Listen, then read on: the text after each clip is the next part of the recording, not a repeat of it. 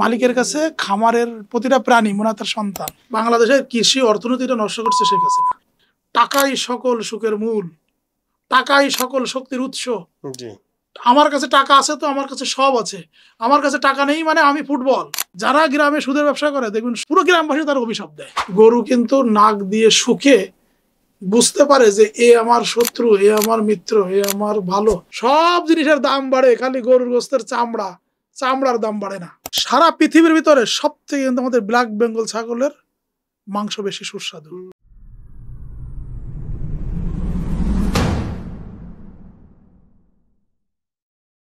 প্রিয় সুধী, আসসালামু আলাইকুম। বিজব্রো পডকাস্টে আপনাদের স্বাগত জানাচ্ছি। আমি আপনাদের হোস্ট সাগর হাসনাত। আমরা আমাদের যে সিজন 2 সাজিয়েছি গরুর বিজনেসকে কেন্দ্র করে, তারই ধারাবাহিকতায় আমাদের আজকের যে গেস্ট রয়েছেন তিনি দীর্ঘ 22 বছর ধরে এই এগ্রি সেক্টরে নিয়োজিত আছেন। তিনি পেশাগতভাবে সাংবাদিক, কিন্তু একটু ভিন্নধর্মী সাংবাদিক। তিনি অ্যাগ্রো রিলেটেড সাংবাদিকতার সাথে যুক্ত। তিনি এ পর্যন্ত অসংখ্য খামার ঘুরেছেন, অসংখ্য বিজনেস বড় হতে দেখেছেন, অসংখ্য বিজনেস ধসে যেতে দেখেছেন, অনেক বড় বড় খামারি দেখেছেন, অনেক ছোট খামারি দেখেছেন। তারপরে গভর্নমেন্টের পলিসি মেকিং লেভেলে তার যাতায়াত আছে, বা পলিসি মেকারদের সাথে তার যোগাযোগ আছে। গরুর অসুখ বিসুখ থেকে শুরু করে ডাক্তারদের সাথে তার কানেকশন আছে। যেসব কোম্পানি খাবার বানায়, তারপর ওষুধ বানায়, তাদের সাথে যোগাযোগ আছে। সো বুঝতেই পারছেন যে আসলে কত রিসোর্সফুল একজন পার্সনকে আমরা আজকে নিয়ে এসেছি, এবং কত রিসোর্সফুল একটা সেশন হতে যাচ্ছে ইনশাল্লাহ। তো আমরা আমাদের আজকের গেস্ট জনাব ডক্টর মোহাম্মদ বাইজিদ মোড়ল, আপনাকে স্বাগত জানাচ্ছি আমাদের স্টুডিওতে। আপনাকে অনেক ধন্যবাদ আমাকে আপনাদের স্টুডিওতে আমন্ত্রণ জানানোর জন্য।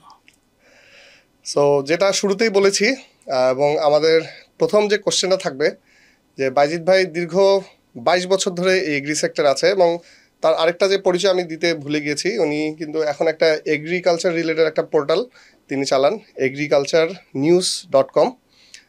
সো উনি অসংখ্য খামার কিন্তু বড় হতে দেখেছেন, তারপরে অনেক বড় খামার বন্ধ হয়ে যেতে দেখেছেন।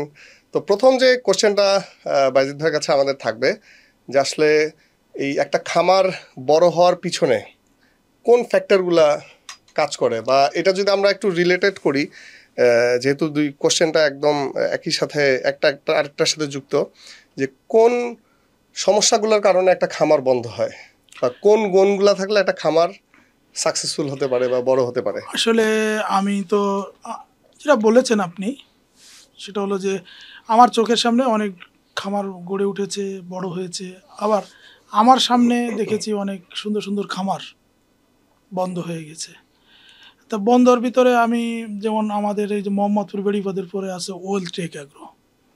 4-5 বছর আগে ওয়েলটেক অ্যাগ্রো কিন্তু একটা নাম ছিল, অনেক সুনাম ছিল। তাদের যে ইন্দো ব্রাজিল গরু বাংলাদেশে প্রথম ওরা নিয়ে আসে, ক্যাডবেরি গরু নিয়ে আসে, অনেক চমৎকার ছিল। কিন্তু মোটামুটি আমরা যারা ইউটিউবার ছিলাম সবাই কিন্তু ওয়েলটেক খামার কিনে দেখেছি। আমিও দেখেছি। কোনো কারণে আমাদের ভাই তিনি তো অন্য ট্রেডে বিজনেস করেন, মাহবুব ভাই, অন্য ট্রেডে বিজনেস, অন্য জায়গায় বেশি সময় দিতে গিয়ে খামারে তিনি মনে হয় সময় দিতে পারেন নাই। আমি আসলে মাহবুবের উদাহরণটা এই জন্য দিচ্ছি যে সকল খামারিরা, যেসব খামারিরা খামারে সময় দিতে পারে না, সেসব খামারগুলো টেকে না। ধরেন আমি খামারে সময় দিতে পারছি না, আমি ম্যানেজার রেখে দিয়েছি, আমি আমার শালা বাবুকে দিয়েছি, কিংবা আমি আমার চাচাকে দিয়েছি, ওর মামাকে দিয়েছি। শালা মামা আর নিজে এটা কিন্তু এক নয়।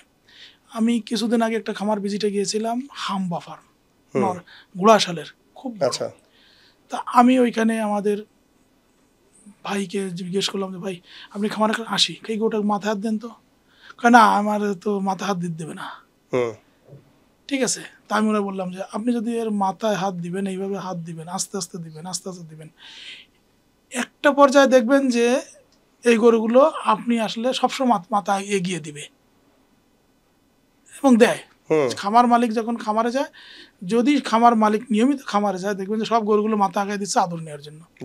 কারণ একজন রাখাল বা একজন ম্যানেজার, সে কিন্তু ওই গরুটাকে আদর করে না, সে কিন্তু গরুটাকে লাঠিতে বাড়ি মারে, নাহলে খোঁচা দেয়, না হলে যে লেজে একটা টিপ মারে যে গরুটা উঠে দাঁড়ায়।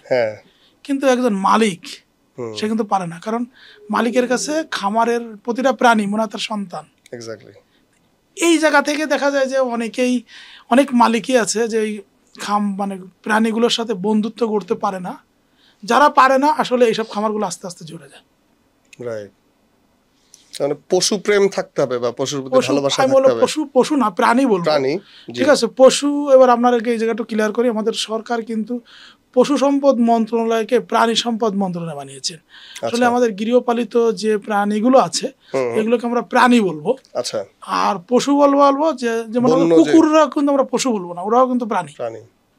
কিন্তু বন্য প্রাণী যেমন বাঘ, সিংহ, শিয়াল, এরা হচ্ছে পশু। এরা হলো পশু, কারণ ওদের আচরণ পশুর মতো। আপনি একটা কথা আমি বলি, পৃথিবীতে আমরা ধরেন একজন মানুষ ভালো কিছু করছে তার আমরা টাইগারের মতো। একজন মানুষের ভালোই টাইগার, আর একজন মানুষ খারাপ কিছু করছে তারে বললে আমরা কুকুর। অথচ আপনি মালিক, আপনার জন্য আপনার কুকুর জীবন দিয়ে দিবে, আপনার জন্য আপনার বাঘ কিন্তু জীবন দিবে না। আপনার বাঘ আপনারা খেয়ে ফেলবে।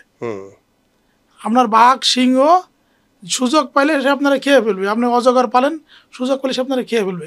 কিন্তু আপনার কুকুর জীবন দিয়ে দেবে আপনার জন্য। তাহলে আমাদেরকে এই কুকুরকে বলা উচিত, আমরা যেমন মানুষকে গালি হিসেবে কুকুর নেই, আর টাইগারকে নিচ্ছি সাহস বীরত্বের জন্য।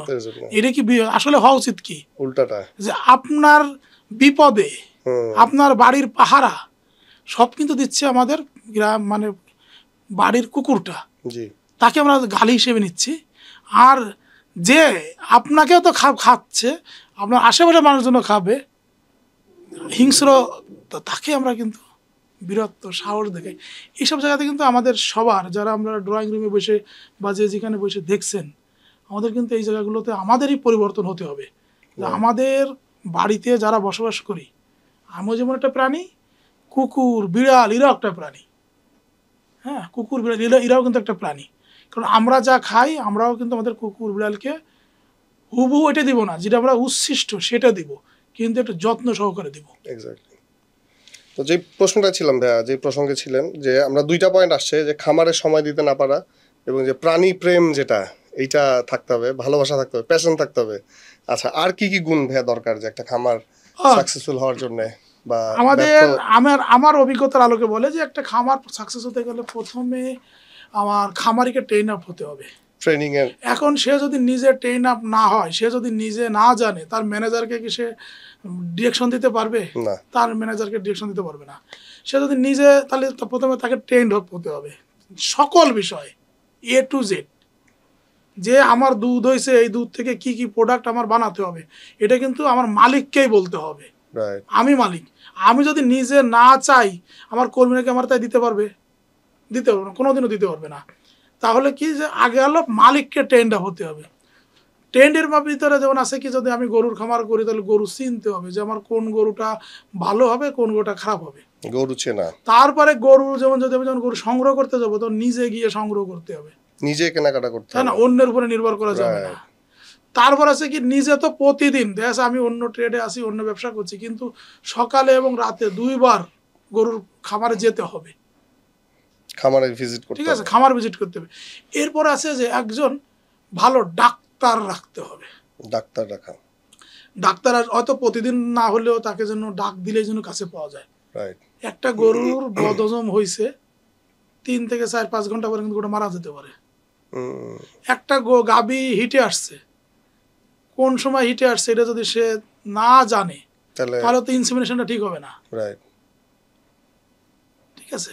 তারপরে একটা গরু, তার একটু আচরণ বিধি একটু অন্যরকম, খামার মালিককে কিন্তু বুঝতে হবে যে আমার গরুটা এরকম আচরণ করছে কেন, নিশ্চয়ই ওর কোনো সমস্যা হচ্ছে। আরেকটা জিনিস আছে যে মানুষের থেকে আমাদের বুবা প্রাণীর কিন্তু একটা আছে যে ওরা অনেক কিছু দৈবিক কিছু জিনিস ওরা আগে টের পায়। ঠিক আছে, এটা হয়তো ডাক্তার মানবে না, বাট আমি দৈবিক কিছু জিনিস আছে, এটা কিন্তু গরুতে আগে টের পায়।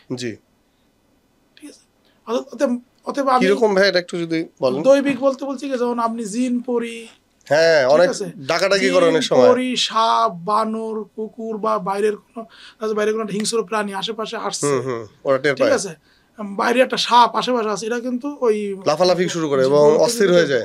এবং আমি যদি আমার ছোটবেলার একটা গল্প বলি, আপনি জি জি শুনবেন। প্লিজ। আমরা ছোটবেলায় তো আমাদের গ্রামের বাড়িতে, আমাদের গ্রামেরটার চারপাশ দিয়ে বিল, হুম চারপাশে বিল, বিশাল লম্বা একটা গ্রাম। তো আমরা ওই যে ওই সময় তিল, এই ধরনের এই সিজনে তিল হতো, এই তিল হওয়ার পরে আমরা বিকালবেলা আমাদের বাড়িতে গাভী ছিল, হুম তো গাভীরে নিয়ে যেত আমরা তিল মানে ওই ধান খাওয়াতে। জি ঠিক আছে, ধান খেতে আবার অনেক সময় সন্ধ্যার পরেও আমরা একটু ধান টান খাওয়াই নি। একদিন অনেক রাতে, রাত 8টা-9টার দিকে আসতেছি, তখন তো ইলেকট্রিসিটির যুগ না, 8টা-9টা কিন্তু গ্রামে অনেক রাত। জি একদিন রাতের বেলা আমরা শুনতাম কি এক জায়গাটা দিয়ে জিন যাতায়াত করে। হুম হঠাৎ আমাদের কাছে, আমরা দুজন ছিলাম, মনে হয়েছিল যে আমাদের আশেপাশে কোথাও একটা জিন আছে। আচ্ছা ঠিক আছে, হ্যাঁ। আশেপাশে কোথাও একটা জিন আছে। যখন কিবা, এবং আমরা দুজনে যখন বুঝতে পারতেছিলাম যে আমাদের একটু দূর দিয়ে একজন মানুষ একটা বড় বোঝা মাথায় নিয়ে হেঁটে যাচ্ছে, এবং সে মূল রাস্তা দিয়ে না হেঁটে বাঁকা রাস্তা দিয়ে হাঁটছে।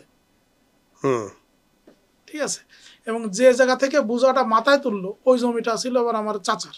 আচ্ছা তখন আমাদের সন্দেহ হলো যে ওইখান থেকে তিলের বোঝাটা নিয়ে যাচ্ছে, এবং অত উঁচু লোক কে হতে পারে, এত উঁচু লম্বা লোক তো আমাদের কেউ না। হুম হুম এবং কিছুক্ষণের ভিতরে দেখলাম আমাদের কিছু গরু, বিশেষ করে একটা ষাঁড় গরু ছিল আমার, ডাকাডাকি শুরু করলো। না আমার সাথে যে ছিল তার ষাঁড় গরু ছিল। ও একবার পিছনে যাচ্ছে, একবার সামনে যাচ্ছে। আচ্ছা আচ্ছা ঠিক আছে, হ্যাঁ আর আমাদের যে গরুগুলো আছে গাভী বকনা দিয়ে বাছুর দিয়ে, এগুলো কিন্তু একটা জায়গায় লাইন ধরে আমরা হাঁটতেছে, ষাঁড়টা একবার পিছনে যায়, একবার সামনে আসে। এটা কি রাতের বেলার ঘটনা? রাত 9টার দিকে, আচ্ছা, চাঁদনি আচ্ছা। রাত ছিল, হুম হুম চাঁদনি রাত ছিল। তখন আমরা যখন আসলাম এবার দেখলাম, দেখে টেকে এই হলো, আমরা তো যেহেতু গরু আছে এটি আছে, দুজন মানুষ আসছি রাত 9টার দিকে, এই কিছুক্ষণ গ্রামে চলে এলাম। পরে বাড়িতে এসে যখন বললাম, বলা পরে আমাদের কিন্তু দুইজনকেই ঝাড়া ফুঁকা করলো। হুজুরের কাছে নিয়ে গেলো ঝাড়ফুঁক করার আচ্ছা আচ্ছা জন্য। আচ্ছা যে এই জায়গাটা তো আসলে খারাপ অনেকেই জায়গা। জিনের মানুষের সামনে দেখা দিয়েছে। তা আচ্ছা। এই জন্য বলে যে মানে দৈবিক যে জিনিসটা, এটা কিন্তু Exactly. গরুতে টের বা পায়। প্রাণীতে টের পায়। হুম হুম হ্যাঁ, যেমন আছে না যে আমাদের বাড়িতে কারো বিপদ হচ্ছে, দেখবেন যে কিছু কুকুর ডাকছে করুণ সুরে, হুম। এটা কিন্তু বাড়ির গরুর আমি দেখেছি ভাইয়া, ওর চোখ দিয়ে পানি পড়ে, জি এবং এটা অনেকে খারাপ ভাবে নেয় যে গৃহস্থের এটা খারাপ কিছু হইতে পারে, জি, কান্নাকাটি করে। সো মানে গরু আসলে বেশ খুবই বুদ্ধিমান প্রাণী কিন্তু, জি কারণ গ্রামে ওরা কথা বুঝে। আমরা ওই যে ছবি ফটো সেশন করি কুরবানির সময়, ছবি টবি তুলতে হয়, তো একটু তো ওর ঘাড় উঁচা করতে বলি, ও দেখি কি সুন্দর ঘাড় উঁচা করে একটা পোজ দেয় কিন্তু। তো এটা আমি শিখছি যে গ্রামে ধরেন আগে যে হাল চাষ করতো গরু দিয়ে, তো কৃষক ওই দেখছি যে এই বামে যাও বামে যাও বামে যাও, দেখি গরুগুলো সব বামে যায়, না, এই ডানে যাও। এবার আর একটু বলি, হ্যাঁ। আপনি আমার ভিডিওগুলো দেখলে দেখবেন যে ম্যাক্সিমাম খামারে গিয়ে দেখবেন যে আমি গরুর সাথে, কথা গরু বলেন। মাথায় হাত বুলাচ্ছি, মাথায় জি, হাত জি, জি। বুলাচ্ছি, এটি করছি। অনেক দুষ্টু দুষ্টু গরু, হুম দুষ্টু দুষ্টু গরু এলে এই আমার দেখে প্রথমে মাথা জাগাচ্ছে, আমার চিনতেছে না, আমি Right. হাত এভাবে দিয়ে রাখি, এই আসো আসো আসো আসো। কিছুক্ষণ পরে কিন্তু ওই গরুটা এসে আমার হাতে এসে মাথা ঠেকা দেয়। খুব আদর বুঝে ওরা। ঠিক আছে, আমি এই কথা বলছি এই কারণে, মালিক যে হবে, Exactly, খামার মালিক, হ্যাঁ। তাকে এরকম হতে হবে যে এই দুষ্টু গরু আমি ওর কাছে এমন ভাবে আমি ওর সাথে ব্যবহারটা করবো, এমন ভাবে কথা বলবো, এমন ভাবে আদরটা দিব, ওরা তো আমার কথা বুঝতেছে না, জি তারা ইশারা ইঙ্গিত বুঝছে, তাই না? কিন্তু আমাকে দেখলেও ভয় পাবে না, রাইট আমাকে দেখলে ও ভয় পাবে না। জি আর গরু যদি আমাকে দেখে ভয় না পায়, তাহলে কিন্তু গরু কি করবে, আমার বন্ধু হয়ে যাবে। আপনি দেখেন না এই যে বিভিন্ন ইউটিউবে, রিলসে, ফেসবুকে যে বড় বড় গরু, বিশাল বিশাল গরু ছোট বাচ্চাদের সাথে সাথে খেলছে, খেলতেছে, রাইট, খুব ভালো লাগে এগুলো দেখতে। ঠিক এগুলো কিন্তু এরকম। জি সো যে বিষয়টা যে ট্রেনিং এর দরকার ছিল, এবং ট্রেনিং এর পার্টে জি জি, তারপর ছিলাম। ডাক্তারের পরে আসছে যে আমি তো খামার করব, জি আমার তো অনেক প্রোডাক্ট উৎপাদন হবে, এক্স্যাক্টলি, দুধ হবে, বাই মাংস প্রোডাক্ট হবে, যেটা। এটা আমরা কি করব? জি এটা কিন্তু এখন হলো টেকনোলজির যুগ, বাই প্রোডাক্ট তৈরি করতে হবে। হুম ঠিক আছে, প্রচুর পরিমাণে বাই প্রোডাক্ট। আরেকটা জিনিস আছে যে আমি সকল খামারিদের কাছে বলবো, প্রতিটা খামারির কাছে কিন্তু এরকম ভাবে একটা মোবাইল থাকে। মোবাইল অ্যান্ড্রয়েড সেট থাকে, এবং আপনারা যে মোবাইল সেটটা নিয়ে বসে বসে এই হিন্দি ফিল্মের নায়িকাদের না দেখে হ্যাঁ বা এই ওদের এটা না দেখে আপনি একটু সার্চ দেন যে এখানে গরুর কি সমস্যা হলে কি সমাধান, এই কি কি জিনিসগুলো প্রোডাক্ট বানানো যাচ্ছে, এগুলো কিন্তু হিউজ পরিমাণে কিন্তু ভিডিও আছে এবং লেখা Right. আছে, এগুলো একটু পড়াশোনা করতে হবে। তারপরে স্টাডি করা যেটা। স্টাডি করতে হবে, জি প্রচুর স্টাডি করতে হবে। এবং টেকনোলজি এমন জিনিস, একটা সময় ধরেন আমরা যখন সেই 2005-06 সালে ডাক্তার নুরুল আমিন স্যারকে নিয়ে যেতাম, তখন আমরা যে ভিডিওগুলো বানাতাম টেলিভিশনে, তখন বলতাম কি একটা গরুর ঘরের দৈর্ঘ্য হবে 2.5 ফিট, মানে একটা গরু দাঁড়ানোর জায়গার প্রস্থ হবে 2.5 ফিট, লম্বা হবে 6 ফিট। জি এখন আমরা চলে আসছে কত ফিটে, 5 feet by 12 feet. 12 feet, right. কারণ আমরা 2005 সালে যখন খামারে ভিডিও করতাম তখন গরুগুলো ছিল দেশাল গরু, ছোট ছোট গরু। এখন তো সব বড় বড়। এখন আসছে আমার ফ্রিজিয়ান গরু, একটা গরু লম্বা হয়ে যায় 9 ফিট, তার জন্য 12 ফিট লাগবে চওড়া। এক্স্যাক্টলি। আগে যে আমাদের যে ঘরের মানে ডিজাইনটা বলা হতো, এখন যে ঘর ডিজাইনটা অনেক বড়। আগে আমাদের এই ছিল ঘরটা ছিল কি সব বদ্ধ ঘর, চোখ লাগবে, তাই না? আমি যেমন এই যে চোখ লাগা, এই চোখ লাগা থেকে মুক্ত করার জন্য আমি সবাইরে বলতাম, এই ধরেন সেই কত 17-18 সাল থেকে শুরু করছি যে চোখ আপনার লাগবে না, একটা কাজ করেন। কি কাজ? লিখে রেখে দেন মাশাআল্লাহ, আলহামদুলিল্লাহ, আল্লাহু আকবার। জি, এটা মোটামুটি প্র্যাকটিস করে সবাই। আপনার খামারে যত খারাপ চোখেরই মানুষ আসুক না কেন, জি জি, অন্তত তার চোখ আপনার এই মানে তার চোখ লাগে আপনার গাভীও নষ্ট হবে না, কিছু কোনো প্রাণী নষ্ট হবে না। জি, শুধু যে খামার তা না, সকল জায়গায় যদি আমরা এই জিনিসগুলো লিখে রাখি যে আমি একটা ভালো জিনিস দেখেও বললাম আলহামদুলিল্লাহ, একটা খারাপ জিনিস দেখে বললাম আলহামদুলিল্লাহ, তাই না? জি, অতএব এটা নিশ্চয়ই মহান পাক রাব্বুল আলামিনের যে করুণা বা পাক রাব্বুল আলামিনের যে সহায়তা অবশ্যই আপনি পাবেন, এটা ফজিলত আপনি পাবেন ইনশাআল্লাহ। তাই এরকম যে এখন আমাদের ঘর আসছে কি উন্মুক্ত। এক্স্যাক্টলি। একটা সময় ছিল যে আমরা গরু বাঁধা, বাছুর বাঁধা, এখন বলি যে বাছুর থাকবে খাঁচায়, গরু গাভী থাকবে উন্মুক্ত। উন্মুক্ত। আগে মনে করতাম যে কি বাছুর তো আগে খাবে, তারপরে দুধ, আমরা দুধ নিব। জি, এটা একটা সময় আমরা ক্যাম্পেইন করছি যে আগে বাছুরে খাওয়ান, তারপর এখন তো সেটাও নাই। টেকনোলজি কত চেঞ্জ হয়েছে। আগে বাছুর মার পেট থেকে পড়ার পর থেকে আর মার সাথে কোনো সম্পর্ক নেই, আলাদা হয়ে যাচ্ছে। ওই বাছুরে সিএমআর খাওয়াচ্ছে, গাভী চলে আসতেছে আলাদা জায়গায়। হ্যাঁ, সিএমআর খাওয়ালে আবার কিন্তু খরচটা কম পড়ে, এবং মুখে টেনে আমরা দিই। শোনেন, এবার গাভীর কথা বলি, মুখে টেনে আমরা দুধ খাওয়াই। জি, আগে নিজেরা ভালো করে টানা টানা টানা টানতে টানতে যতক্ষণ একদম আর পড়ে না, 1 পোয়া দুধ থাকে, তখন আমরা দিই বাছুরে খেতে। কিন্তু মার দুধ তো বাছুরের প্রাপ্য। বাছুরের বডি ওয়েট 60 কেজি, তাহলে নিশ্চয়ই সে 6 কেজি দুধ খাবে।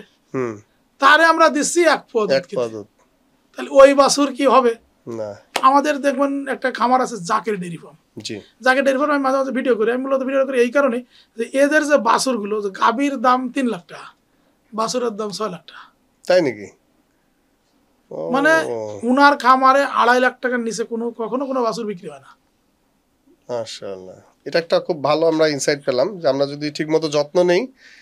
উনার বাছুরটা দেখলে খালি আপনি তাকায় থাকবেন যে কি দেখছি, বাংলাদেশে গরু দেখছি না আমেরিকান গরু দেখছি না ইউরোপের গরু দেখছি। তার কালার, তার সৌন্দর্য, আসলে যে কোনো জিনিসের জন্য এটা কি কারণে এই এটা হয়েছে, উনি দুধ খায়, উনি বের করার পর থেকে তার যে খাবারটা দেয়, মাপার পরে দেখা গেল যে মানে বের করে তো আমরা অনেকবার ভিডিও করেছি, সাবান দিয়ে শ্যাম্পু দিয়ে পরিষ্কার করে খুরা মুড়া সব কাটিয়ে কুটে আমাদের। অনেকে ডাক্তাররা বলে কাটা যাবে না, উনি কাটে, খুরা মুড়া সুন্দর করে কাইসি দিয়ে কাটিয়ে টেটে পায়ের শেপ টেপ তৈরি করে ওরা আলাদা করে নিয়ে এদিকে করতে থাকে, আর একদিকে দুধ দুয়াতে থাকে, আইনে তার দুধ খাওয়াই ফেলে। একসাথে দেখা গেলো যে 5-4 লিটার 5 লিটার দুধ খাওয়াই ফেললো, পরে বাকি দুধটা আমার সামনে দেখছে ফেলে দেয়। আচ্ছা, অনেকে ফেলে না। এইভাবে ওই যে কোনো স্টাম খাওয়ানো, খাওয়ানো, এরপরে উনি প্রতিদিন গাভীর দুধ দুয়ায় নিয়ে সে ফিডারে করে খাওয়ায়। কি পরিমাণ খাওয়ায়? ওই মেইনটেইন রেশিওটা মেইনটেইন করে 10%। Body weight 50 KG 5 KG. আচ্ছা, কিন্তু ডাক্তার বলছে 5 কেজি। প্রথমে যদি আপনি 5 কেজি যদি খাওয়া দেন শুরুর দিন থেকে, তাহলে কিন্তু কোনো সমস্যা নেই। কিন্তু আপনি আজকে খাওয়ালেন না, কালকে খাওয়ালেন না, হঠাৎ একদিন 4 কেজি খাওয়ালেন, দেখবেন যে বাছুরটার পাতলা পায়খানা হয়েছে এবং বাছুরটা মারা গেছে। আচ্ছা, মানে কন্টিনিউয়েশন একটা লাগবে, কনসিস্টেন্সি লাগবে। যেমন প্রচুর খামারে বাছুর মারা যায় কিন্তু অতিরিক্ত দুধ খেয়ে। আচ্ছা, অনেকেই শুনবেন যে কি হয়েছে ভাই, আমার 4-5টা বাছুর মারা গেছে। কি কারণে? যে আমার খামারের ওই যে রাখালটা ছিল না, দুধ রাতের বেলা সব বাছুরগুলো যে দুধ খাইছিল, পরে পাতলা পায়খানা হয়েছে আর টিকে নাই। হ্যাঁ, তাহলে বুঝছেন কত। এই জন্য খাঁচায় রেখে পালার কথা বলা হচ্ছে। এই জন্য খাঁচায় রেখে বলতে বাছুর আলাদা, মা আলাদা। ওকে প্রপার নিউট্রিশনটা দিতে হবে, যে প্রপার ওর বডি ওয়েট অনুযায়ী, এটা সিএমআর হোক বা দুধ হোক, এটা দিতে হবে কি। তো আমরা টেকনোলজির বিষয়ে আমার কিছু ভিডিও আছে, বুঝছেন, সেই ভিডিওতে দেখছিলাম আমরা নাহার ডেইরির। জি, নাহার ডেইরির আমাদের টুটুল ভাই, আমরা আজকে অনেকগুলা কেস স্টাডি আসবে, এটা খুব দরকার, মানে এই উদাহরণগুলা। নাহার ডেইরি, হ্যাঁ, ওই মানে ভিডিওতে দেখাইছিলাম বাছুরেরই। তো নাহার ডেইরির এরকম টুটুল ভাই গেছে, তার ছেলেরা গেছে, টুটুল ভাইয়ের এই 2 হাত 10টা আঙ্গুল দেখলো, এক হাতে 5টা আঙ্গুল, 5টা বাছুরের চাটতেছে। টুটুল ভাইয়ের ছেলেদের হাত ওরকম আইসে চাটে, তার বাছুররা চাটে। হুম হুম, আমি এই কথা বলছি যে টুটুল ভাই কিন্তু মালিক, জি, আর বাছুররা তাদের খামারের বাছুর। হুম, বাছুর আছে না, যিনি আমার মালিক, এই জন্য Right. তার 5টা বাছুর এসে 5টা আঙ্গুল চাটছে। এক্স্যাক্টলি। আমি জিজ্ঞেস করলাম, ভাই ও আপনার আঙ্গুলে চাটলো কেন? তো কয় যে আমার আঙ্গুলে চাটলো, যে মনে করছে যে এটা মনে হয় দুধ পাবো এই আশা। ও আচ্ছা, আসলে তো দুধ পাবো এটাও এক আশা, আর তো মানে সল্টি একটা ইয়া থাকে, ভাব কিছুই থাকে থাকে না। আসলে এটার জন্য কি, যেহেতু মালিক, এ তো মারে না, হুম হুম হুম, এ তো আদর করে। জি, আর ও তো বাছুর, ও যারা যেখানে পাবো সেখানে আদর করবো। আর গরু বাছুরের গরুর মূলত হলো তার জিহ্বা বের করে নাক দিয়ে গন্ধ শুকে মানুষকে ভালোবাসে, জি, ঠিক আছে? গরু কিন্তু নাক দিয়ে শুকে বুঝতে পারে যে এ আমার শত্রু, এ আমার মিত্র, এ আমার ভালো, কে কেমন, এটা অনুভব করে নাক দিয়ে শুকে। আচ্ছা, এটা কিন্তু কোনো ডাক্তার আপনাকে বলবে না। রাইট, তো গরু কিভাবে বোঝে যে উনি আমার ভালো? হুম, বা ইনি আমার মালিক, দেখুন হুম, এই করছে, তাহলে হ্যাঁ, নাক ওরকম মুখ করছে, আচ্ছা, উনি কিন্তু ওরা কিন্তু নাক দিয়ে শুকে হুম হুম, বোঝে যে কে তার বন্ধু, রাইট, ঠিক আছে? জি, কারণ আপনি যে কোনো খামারে যে কোনো মানুষ গেলো না, ওর হয়তো কে রাগে এরকম নাক দিয়ে হ্যাঁ, নিঃশ্বাস ফুসফুস নিচ্ছে, করে, হ্যাঁ, নিঃশ্বাস নিয়ে কিন্তু আপনার গায়ের গন্ধটা নিয়ে বুঝতেছে যে আপনি কেমন কেমন প্রকৃতির, হুম হুম, আপনার সাথে সে কেমন ব্যবহার করবে, এক্স্যাক্টলি, ঠিক আছে? হুঁ করে কি করে, হয় আপনার সাথে বন্ধুত্ব হয়ে যায়, তাহলে সে আপনার পাত্তা দেয় না, ও কিন্তু ওইটার মাধ্যমে সে ই করে। জি ভাই। আচ্ছা, এরপরে যদি আমরা ট্রেনিং এর কথা বলছিলেন, যেটাতে আমরা অলরেডি গরু চেনা, নিজে কেনাকাটা করা, তারপরে খামারে ভিজিট করা, ডাক্তার রাখা, বাই প্রোডাক্ট এবং স্টাডি করা, টেকনোলজির সহযোগিতা নেওয়া, আর কি কি গুণ ভাইয়া যে দেখেছেন যে এই খামারগুলা সাকসেসফুল? যেমন অলরেডি কিছু উঠে আসছে যে মালিকরা ভিজিট করতে হবে, বন্ধু হয়ে যেতে হবে গরুর সাথে, না এইগুলো তো আসলে মানে আমি যেগুলো বললাম এগুলো জি, হচ্ছে ওই মানে আছে না যে একাডেমিক, এগুলো করতেই হবে, জি, তাহলে তো ওরকমই। আরেকটা জিনিস করতে হবে মালিকদেরকে, যে আমি মালিক, জি, ধরেন আমি 10 লাখ টাকার ইনভেস্টর, জি, এর উচিত কি যে আমাদের আশেপাশে যে মানুষজন আছে, যেসব খামারিরা আছে, তাদের সাথে একটা সুসম্পর্ক রাখা, খামারিদের সাথে, তাদের খামারে কোনো সমস্যা হলে নিজের এগিয়ে যাওয়া, জি, যে দেখা যায় কি সমস্যা হয়েছে, এটা কিন্তু তার জন্য শিক্ষা, এডুকেশন ক্লাস, হুম, ক্লাস যে আরেকজনের সমস্যাটা দিয়ে আমি নিজে শিখছি যে আমার যদি এরকম হয় আমি স্টেপগুলো নিব, ক্লাস। রাইট, এই জন্য খুব ইম্পর্টেন্ট একটা পয়েন্ট, খামার আছে, প্রতিটা খামারির সাথে সম্পর্ক রাখা, প্রতিটা খামারির বিপদে আপদে সাথে আগায় যাওয়া, কেনা বেচাও হইতে পারে, কেনা বেচাও করে আমরা, কিনা বেচা না, টোটাল তার খামারে কিনা বেচা হচ্ছে, সেখানে আমি যাব, তার খামারে একটা গাবি হিটে আসতেছে না, যাব, হুম, একটা ডাক্তার আসছে, যাব, দেখবো যে কি করতেছে, কি করতেছে, কি সমস্যা, কি করতেছে, কি সলিউশন, মানে যদি কেউ খামারি হতে হবে তাকে মনে প্রাণে খামারি হতে হবে। আমরা যখন সেই 17-18 সালে যখন ফেসবুক শুরু করি বা ইউটিউব শুরু করি, তখন কিন্তু আমি বুকে বলা শুরু করি। এর আগে যখন আমরা সাংবাদিকতা করি সেই 2005 সাল থেকে, তখন তো আমরা মূলত প্রডিউসার ছিলাম, উপস্থাপক না, প্রডিউসার ছিলাম। আমরা ওইখানে ওই এক্সপার্টদের দিয়ে কথা বলাতাম, নিজেরা কিছু লিখতাম। ওইটা থেকে আমি বাইজিদ মোড়ল কে এটা থেকেও জানতেন না, জি, যেটা আমার উস্তাদ জনাব শাইখ সিরাজ স্যার ক্যামেরার সামনে দাঁড়িয়ে কথা বলতেন, সবাই তাকে চিনতেন। আমাদের দীপ্ত টিভির মেয়েরা অনেক ক্যামেরার সামনে দাঁড়িয়ে কথা বলতেন, চিনতেন, সবাই তারা চেনে। কিন্তু আমি তো প্রডিউসার, আমি তো ক্যামেরার সামনে যাইনি। কারণ ইউটিউব ফেসবুকের কল্যাণে ক্যামেরার সামনে গিয়ে এমন কিছু বলার, কারণ আমরা প্রথম দিকে কিন্তু বলতাম যে খামারি ভাই, আপনি তখনই খামারি হবেন যখন আপনার হাতের এই জায়গায় মুরগির বিষটা লাগানো থাকবে, এই হাত দিয়ে আপনি রুটি খেতে পারবেন, এক্স্যাক্টলি, মিশে যেতে হবে আর কি, আপনি খামারে, আপনার খামারে কাজ চলছে, এখন আপনার খেতে খাওয়ার সময় পাচ্ছেন না, খাইতে হবে, এর মধ্যে ওর ওই ভিতরে অবস্থায়, আপনি যখন ওই রুটিটা আপনি খেতে পারবেন, বা ও একটা খামারে থাকবেন, যখন দেখবেন যে এই খামারের গরুর গোবরের চুনা বা গোবর এবং চুনার গন্ধ আপনার নাকে লাগছে না, পোলট্রি মুরগির বিষটার গন্ধ আমার নাকে লাগছে না, তখনই খামারে যেতে হবে, মাছের খামার বা মাছেরই করছেন, মাছের আষ্টে গন্ধ, আঁশের গন্ধ যখন আপনার নাকে লাগবে না, তখনই আপনি খামারে যেতে হবে, তখন আপনি খামারে হতে পারবেন, জি, ঠিক আছে? যখন আমি এই যে ধরেন যে বিভিন্ন খামারে ভিজিটে যাই না, যার পরে সন্ধ্যাবেলা যখন বাসায় ফিরি, তখন আমার পরিবার থেকে বলে যাও যাও যাও বাথরুমে যাও, গোসল করে আসে, গন্ধ আসতেছে, ঠিক আছে? কিন্তু নিজের কাছে কিন্তু ওই গন্ধটা না, লাগে না, আমি কিন্তু কখনোই গন্ধ পাই না, জি, তবে হ্যাঁ গন্ধ পাই, একেবারে গন্ধ পাই না ঠিক না। আমি কিন্তু খামারে যে যদি কোনো গাভী, কোনো ষাঁড়, কোনো মহিষ অসুস্থ থাকে, আপনি টের পান? কোনো অসুস্থ থাকে, তারপরে যদি কোনো মহিষ দেখা কোনো গরুর যদি পেটে খারাপ হয়, এটা কিন্তু আমি টের পাই। গন্ধ দিয়ে টের পাই, কারণ ওইটার গন্ধটা আমার নাকে লেগে গেছে। এমনি আপনার খামারে গেলাম, সেদিন আপনার খামারে গেলাম আমি, কিন্তু আপনার খামারে তো কোনো অসুস্থ গরু পাই নাই। পাইলে কিন্তু আমি বলতাম যে এইখানে গরুটা কিন্তু সমস্যা আছে। আমি আপনার বলি, যেহেতু আমি ইউটিউব করি এখন, আমার ভিউ কম, তারপরে মানুষ আমাকে ডাকে। কেন ডাকে? যে আমরা ডাকে এই কারণে যে আমি গেলে তার খামারে কোথায় কোথায় প্রবলেমগুলো আছে আমি কিন্তু আইডেন্টিফাই করি, যে এই খামারে আপনার এইখানে সমস্যা আছে, আপনার এটা সমস্যা আছে, এটা নেই, এইখানে এটা আছে, ওইখানে আছে, এই গোটা ভালো হয়নি, এই গোটা ভালো হয়েছে, ওই গোটা ভালো হয়েছে, এই করেন, ওই করেন, ওই করেন। এইগুলো কিন্তু মানুষকে সুপরামর্শ দেয়, একটা সুপরামর্শ দিই। এবং আমি যার সাথে মিশি, আমি মনে করি যে তার সমস্যা মানে আমার সমস্যা। আরেকটা জিনিস আছে ভাই, সেটা হলো কি, যে আমার কোনো খামারি কষ্ট পাইলে, কোনো কৃষক কষ্ট পাইলে, কোনো কৃষক কষ্ট পেয়ে তার চোখ দিয়ে পানি না বেরোলেও আমার চোখ দিয়ে কিন্তু পানি।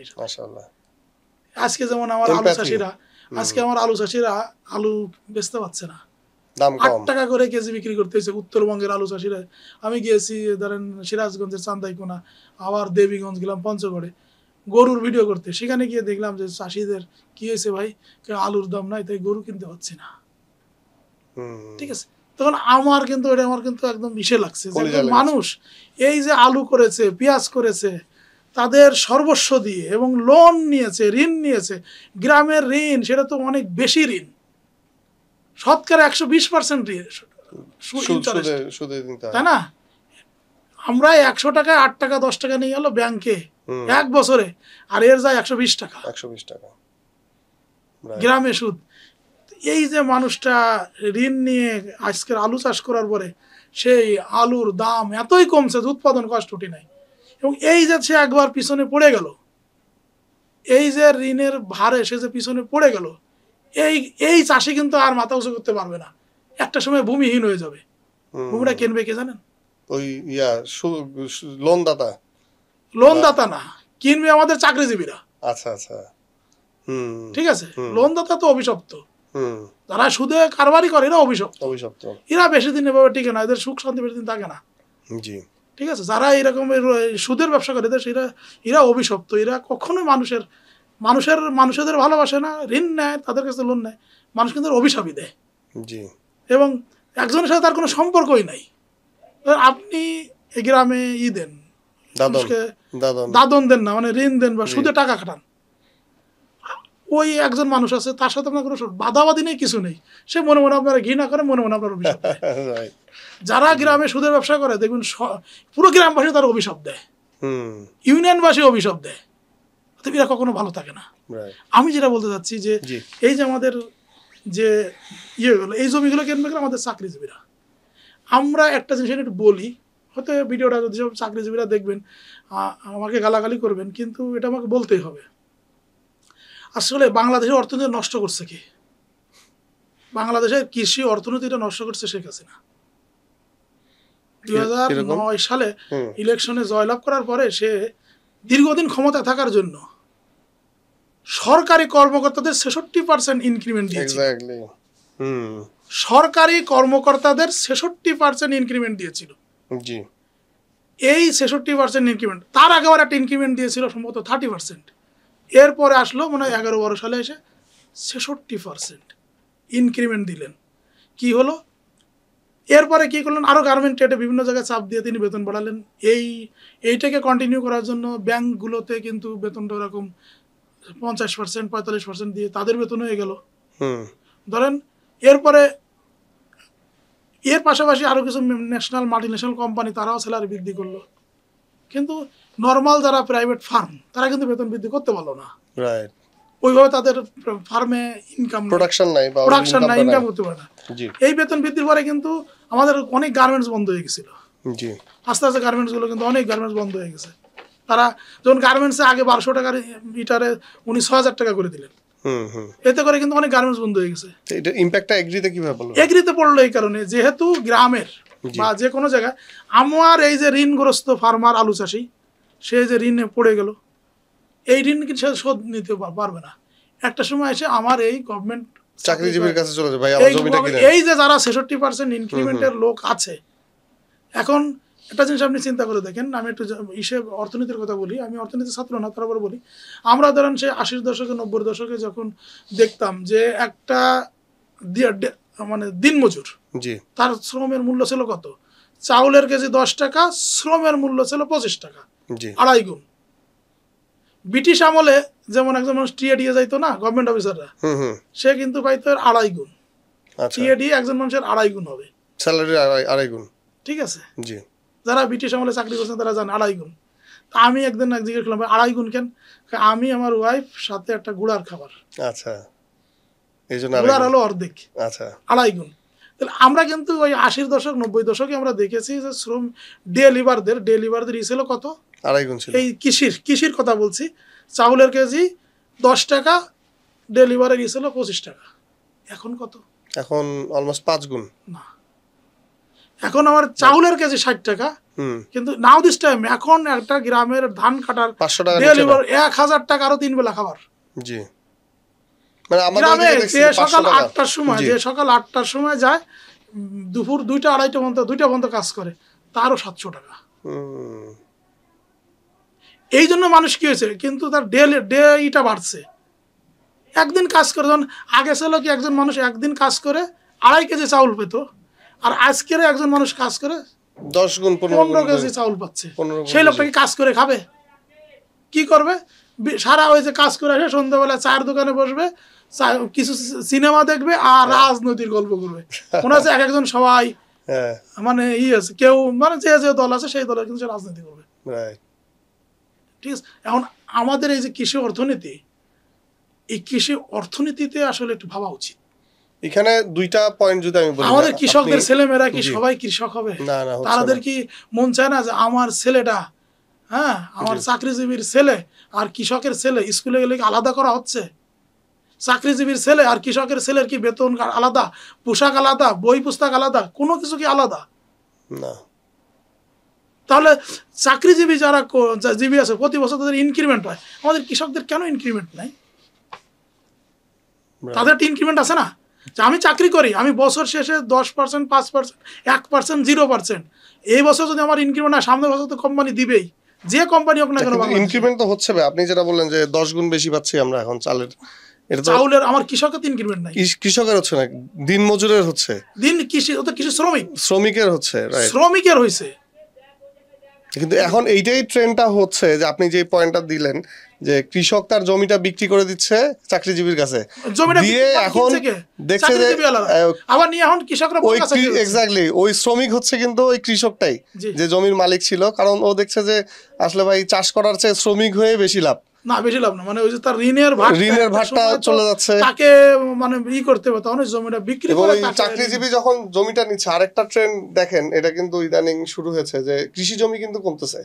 ওই চাকরিজীবী তো ধরেন ও নিজে চাষাবাদ করতেছে না, ও হয়তো 2-1টা সিজন বর্গা দেয়, এরপর যখন দেখে যে না এখান থেকে আউটপুট আসতেছে না, ও কি করে মেহগনি গাছ লাগায় দেয়, তারপর যে ইউক্যালিপটাসের গাছ লাগায় দিয়ে কৃষি জমিটাকে ব্লক করে রাখছে।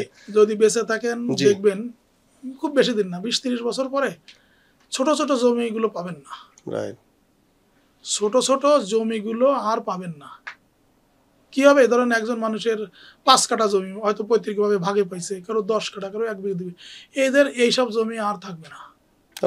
এখনই লস প্রজেক্ট না, এখনই দেখেন এই যে কৃষি অর্থনীতির কারণেই এখনই আমাদের এই যে সব মানুষ যে যেখানে আছে সেই সেখানে বৃদ্ধি পাচ্ছেন। আপনি দেখেন আগে 40 বিঘা জমি ছিল, যার ধরুন বঙ্গবন্ধু বলেছিলেন যে আমি মিনি সমাজতন্ত্র কায়েম করব। কি হবে? এক নামে সর্বোচ্চ 40 বিঘা সম্পত্তি থাকতে পারবে, এর বেশি পারবে না।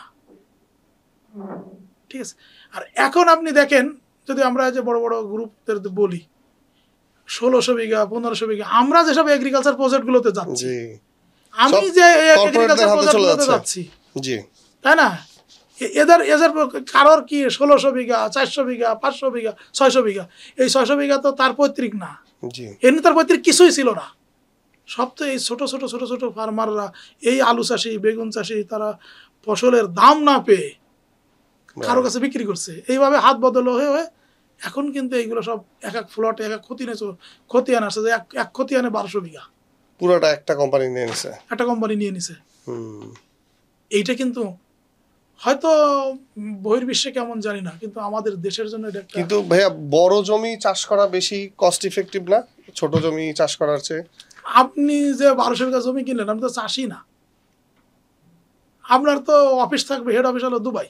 জি না, কিন্তু আমি তো এখানে গরু করতেছি, তারপরে আপনি গরু করতেছেন, ভুট্টা করতেছেন, যা কিছু করছেন আপনি। একটা আমরা যদি মানে ভাবি গ্রামীণ অর্থনীতি, গ্রামের মানুষদের কথা যদি ভাবি, ঠিক আছে, গ্রামের মানুষদের কথা ভাবলে তখন দেখা যায় যে গ্রামের মানুষ আজকে ধরেন আপনার ভিটে বাড়িটুকু ছাড়া আর কিছুই নাই, এরকম মানুষের সংখ্যা এখন বাংলাদেশে গ্রামে প্রচুর হয়ে যাচ্ছে।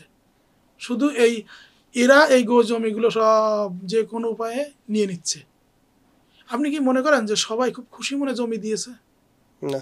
এই যে 600 বিঘে 500 বিঘে 100 বিঘে সম্পত্তি যারা এক জায়গা বানাইছে, দেখেন এটা কত মানুষের চোখের জল এখানে যুক্ত হয়েছে। 100 বিঘা সম্পত্তির দেখবেন যে কম করে হলো 2-3 হাজার মানুষের সম্পত্তি ছিল এটা। কারো নানার দিকের সম্পত্তি, কারো বাবার দিকের সম্পত্তি, কারো দাদার দিকের সম্পত্তি, কারো শ্বশুরের দিকের সম্পত্তি ছিল। সবগুলো কিন্তু জোর জুলুম করে, লোভ দেখিয়ে, যে কোনো উপায়ে কিন্তু এরা বাউন্ডারি দিয়ে দিয়ে এরা কিন্তু দখল করেছে।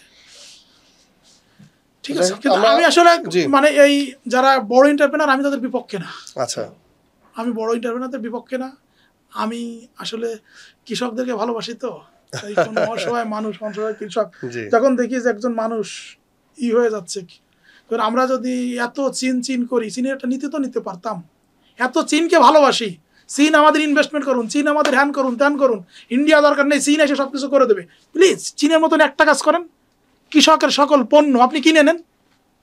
আলুটা আপনি 100 টাকা করে কিনে নেন, কৃষক মানে আপনি আপনার দেশের মানুষকে 10 টাকা করে খাওয়ান, 10 টাকা সাবসিডি দেন। চীন যেটা করে সেটা নেন। চীনে কি করে, ধান চাষ করে, যে আপনি ধান চাষ করবেন, আপনি বেগুন চাষ করবেন, এই ধানের চাউল আপনি খেতে পারবেন না, এই ধান নিয়ে যাবে সরকার নিয়ে এসে তারা সাবসিডি দিয়ে জনগণের কাছে বিক্রি করবে, আপনি আবার কিনে খাবেন। তাহলে কি হলো যে আপনি একটা আলু বা আপনি একটা গরু, একটা মাছ, একটা আপনি উৎপাদন করেছেন, উৎপাদন করে আপনি আপনার ন্যায্য দাম পেয়েছেন, পারবার এবার আপনি কম দামে সেটা কিনে খাচ্ছেন, তাহলে তো আপনার মাঝখানে যে লাভটা থাকলো, এটা দিয়ে তো আপনার ছেলে মেয়ের খরচটা চালাতে পারবেন। আপনি কৃষক, আপনার ছেলে মেয়েরে কি আপনি বিশেষ কর্মকর্তা বানাবেন না? আপনার কৃষক, আপনার ছেলে কি ডাক্তার হবে না? হচ্ছে, কিন্তু অনেক কষ্ট করে হচ্ছে, অনেক কষ্ট করে হচ্ছে। আজকের আমাদের যে সমাজে যে ঘুষ খায়, ঘুষ প্রথা আছে না, এই যে ঘুষ খায় কেন? ফ্যামিলিতে দেখে যে এত কষ্ট, আমার পাশের একজন মানুষ আমার কষ্ট দিচ্ছে, আমার বাবার প্রতিবেশী আমার কষ্ট দিচ্ছে, এই যে ছোটবেলা থেকে মানুষের নির্মমতা দেখে দেখে ও যখন বড় হয়, ঠিক আছে, বড় হয় এবং সে যখন একদম তার মনে মধ্যে যখন গেঁথে যায়, টাকাই সকল সুখের মূল, টাকাই সকল শক্তির উৎস, আমার কাছে টাকা আছে তো আমার কাছে সব আছে, আমার কাছে টাকা নেই মানে আমি ফুটবল, তখনও কিন্তু টাকার পিছনে ঘোরে। তাই না? আমিও কিন্তু সুযোগের অভাবে সৎ, আপনিও হয়তো সুযোগের অভাবে সৎ। যদি আপনার সুযোগ থাকতো যে আমি এই কাজটা করলে আমি এখান থেকে কিছু টুপিস কামাতে পারবো, তাহলে আমি সেটাই করতেন। কিন্তু এইসব জায়গা থেকে আমাদের সরকারের কিন্তু অনেক ভূমিকা, সরকারের ভূমিকাটা আমরা আসবো, অনেক সরকারের ভূমিকা আছে। এগ্রো সেক্টরে যেহেতু আপনি পলিসি মেকিং এ ছিলেন, আমরা এখন যে আরেকটা জিনিস আমি বলি, মাছ চাষের কথা বলি, যেহেতু আমরা কিন্তু পারিবারিকভাবে মাছ চাষী, বিশুদ্ধ হালাল মাংসের অথেন্টিক স্বাদ পাওয়া অনেক বেশি সহজ। হাজারো মানুষের বিশ্বাস আছে বিফওয়ালার সাথে। নিশ্চিন্তে অর্ডার করুন এখনই। আমরা যখন সেই 90 দশকে মাছের ঘেরটের শুরু করলাম, তখন আমরা যে রেটে গলদা চিংড়ি মাছ বিক্রি করতাম, আজকের 25 বছর পরে এসে আমরা সেই গলদা চিংড়ির রেট তাই আছে। খাবারের দাম কিন্তু 30 গুণ বৃদ্ধি পাইছে, 20 গুণ হয়ে গেছে, না 30 গুণ বৃদ্ধি পাইছে। তখন খাবারের কেজি ছিল 6 টাকা 7 টাকা, এখন সেটা 80 টাকা 90 টাকা দাম এই গলদা চিংড়ির খাবার। তখনও আমরা কিন্তু 1 কেজি চিংড়ি মাছ, গলদা চিংড়ি মাছ ভালো 4টে 1 কেজি 1200 টাকা বিক্রি করতাম, 800 টাকা 600 টাকা 400 টাকা বিক্রি করতাম। এখনো কিন্তু আমার গলদা চিংড়ির দাম তাই রয়েছে, কিন্তু আমাদের খরচ কোত্থেকে কই বেড়ে গেছে। একটা সময় কিন্তু মাছ চাষে বাংলাদেশ ছিল দ্বিতীয়, আজকে আমরা ষষ্ঠ। আজকে আমরা ষষ্ঠ, জি। কারণ যারা চাষ করে, যাদের জমিটা আসলে চাষে ফেলে দিয়েছে, পথ নাই। তেমনি আপনি ধরেন যে খামার, অনেক আছে না যে খামার টামার করি, আর কোনো পথ নাই। এই যে আলু চাষের আর কোনো পথ নাই, পেঁয়াজ চাষে আর কোনো পথ নেই, তাদের জমিগুলো এইভাবে তৈরি করে ফেলছে। এই যে মাছ চাষি, তাদের জমিগুলো এরকম চিংড়ি মাছের গের বা সাদা মাছের ঘেরে বানিয়ে ফেলেছে, ওদের কোনো পথ নাই। গভর্নমেন্টের কিন্তু ভূমিকা রাখতে হবে। ঠিক আছে, গভর্নমেন্ট যদি মনে করে যে আমি বিদেশ থেকে, ব্রাজিল থেকে মাংস এনে আমি খাওয়াবো, এই যে আমলিক সরকারও চাইছিল ব্রাজিল থেকে 500 টাকা করে মাংস এনে খাওয়াবো, পারছে? ওই আইনে সব কস্টিং দিয়ে দেখা গেল যে ওই ব্রাজিল থেকে মাংস এনে খালি ওই মাংস আমার বাংলাদেশে কোনো মানুষ খাবে না। আমার বাংলাদেশের মানুষ খাবে যে আমার সামনে গরু জবাই হবে, গরু মরা হোক ধরা হোক যা কিছু না, সকালবেলা জবাই হবে, দুপুরবেলা খাবো, গরু জবাই হবে, সেই গরু মাংস আমি খাবো। সঠিক। তা আমরা যে প্রসঙ্গে ছিলাম ভাইয়া, যে আমরা খামারে যে খামারগুলো আপনারা সফল হতে দেখেছেন বা যে খামারগুলো প্রবলেমে পড়ে, যে মেইন যে কারণগুলো, আপনি অলরেডি অনেকগুলো কারণ উঠে আসছে, আমি যদি একটু সামারি করি, যে খামারে সময় দিতে না পারা মালিকের, বা দিতে হবে যদি খামারকে সাকসেসফুল করতে চাই, প্রাণী প্রেম থাকতে হবে। আমি যেই বিজনেসটা করছি, এবং এই প্রসঙ্গে আপনি খুব ভালো বলেছেন যে গোবরের গন্ধ, তারপরে এই প্রাণীটা আপনাকে চিনবে, খামারের প্রাণীটা, এই বিষয়টা থাকতে হবে। ট্রেনিং লাগবে, গরু চেনা দরকার, কোথা থেকে কিনতেছেন, কার কাছ থেকে কিনতেছেন, নিজে কিনতে হবে। তারপরে এই যে বাই প্রোডাক্ট, যে বিষয়গুলা, এইটা অ্যানালাইসিস করতে হবে, বাই প্রোডাক্ট বের করতে হবে, ভ্যালুয়েট করতে হবে আর কি। আর হচ্ছে যে ডাক্তারদের সাথে সম্পর্ক রাখা, তারপরে পাশের যে খামারি, এটা খুব ইম্পর্টেন্ট একটা কথা বলেছেন, খুবই বড় একটা লার্নিং এখান থেকে আসতেছে, যে পাশের যে খামারি, এদের সাথে একটা সুসম্পর্ক রাখা বা ইকোসিস্টেমের মধ্যে। তো এই মোটামুটি আসছে ভাইয়া। এর বাইরে যদি কিছু থাকে বলতে পারেন, নাহলে আমরা পরের প্রসঙ্গে আমরা চলে যাবো ইনশাআল্লাহ। আমরা পরের প্রসঙ্গে, আচ্ছা, আমরা এরপরে আমাদের কনভারসেশন আশা করছি আরো অনেক কিছু উঠে আসবে ইনশাআল্লাহ, খুবই আপনারা সাথে থাকবেন। এখন যদি আমি বলি ভাইয়া, আপনি তো আমাদের গরুর সেক্টরে ব্রডলি যদি দেখি যে 3-4 ধরনের খামার হয়, একটা হচ্ছে ফ্যাটেনিং খামার, একটা ডেইরি খামার, আর একটা ধরনের খামার থাকে যারা দুইটাই করে, ফ্যাটেনিং বা ডেইরি, আর আরেকটা দেখেছি যে বাছুর প্রোডাকশন করে। মূলত তো এই কয়েকটা ট্রেডই। সো আপনার দৃষ্টিতে, আপনি তো যেহেতু অনেক খামার দেখেছেন, কোন খামারটা করা বেশি প্রফিটেবল, বা কোন খামারের দিকে কার যাওয়া উচিত, বা কোন এলাকা, এখানে তো অনেকগুলো ফ্যাক্টর আছে, আপনি যদি ইন জেনারেল আমাদের কিছু ইন্ডিকেটর বলেন একটু সংক্ষেপে। বলি যে এটা কোটি বড় কোশ্চেন। জি, এটা অনেক বড় কোশ্চেন, আমি জানি। এখন আমি আপনাকে এটা বলবো যে আমার এন্টারপ্রেনার, উদ্যোক্তার মূলধন কত। যদি আমার উদ্যোক্তার মূলধন হয় 10 লাখ টাকা, এরপরে দেখবো যে আমার এই উদ্যোক্তার আর কোনো সাইড ইনকাম আছে কিনা। নাই, সাইড ইনকাম নাই, বিদেশে গেছিল, সেখান থেকে আসছে 10 লাখ টাকা তার ক্যাশ। তারা বলবো যে আপনি গাভী নিয়ে শুরু করবেন। ডেইরি মানে কি, আপনি দুধের গাভী নিয়ে শুরু করবেন। আজকের আপনি গরু কিনবেন, নিজে সময় দিতে পারবে। জি জি জি, নিজে সময় দিবেন, আপনার স্ত্রী সময় দিবে, আপনার সন্তানরা সময় দিবে, তাহলে আপনি গাভীর খামার করবেন। আপনার মূলধন 10 লাখ টাকা, আপনি এখানে সময় দিতে পারছেন না, ঠিক আছে, জি, আপনি এখানে সময় দিতে পারবেন না বা ইটি নেই, তাহলে বলবো যে আপনি গরুর খামার না করে, না খামার না করে আপনি এটা অন্য বিজনেস করেন। সময় দিতে হবে সব ক্ষেত্রে, আপনি সময় দিতে পারবেন।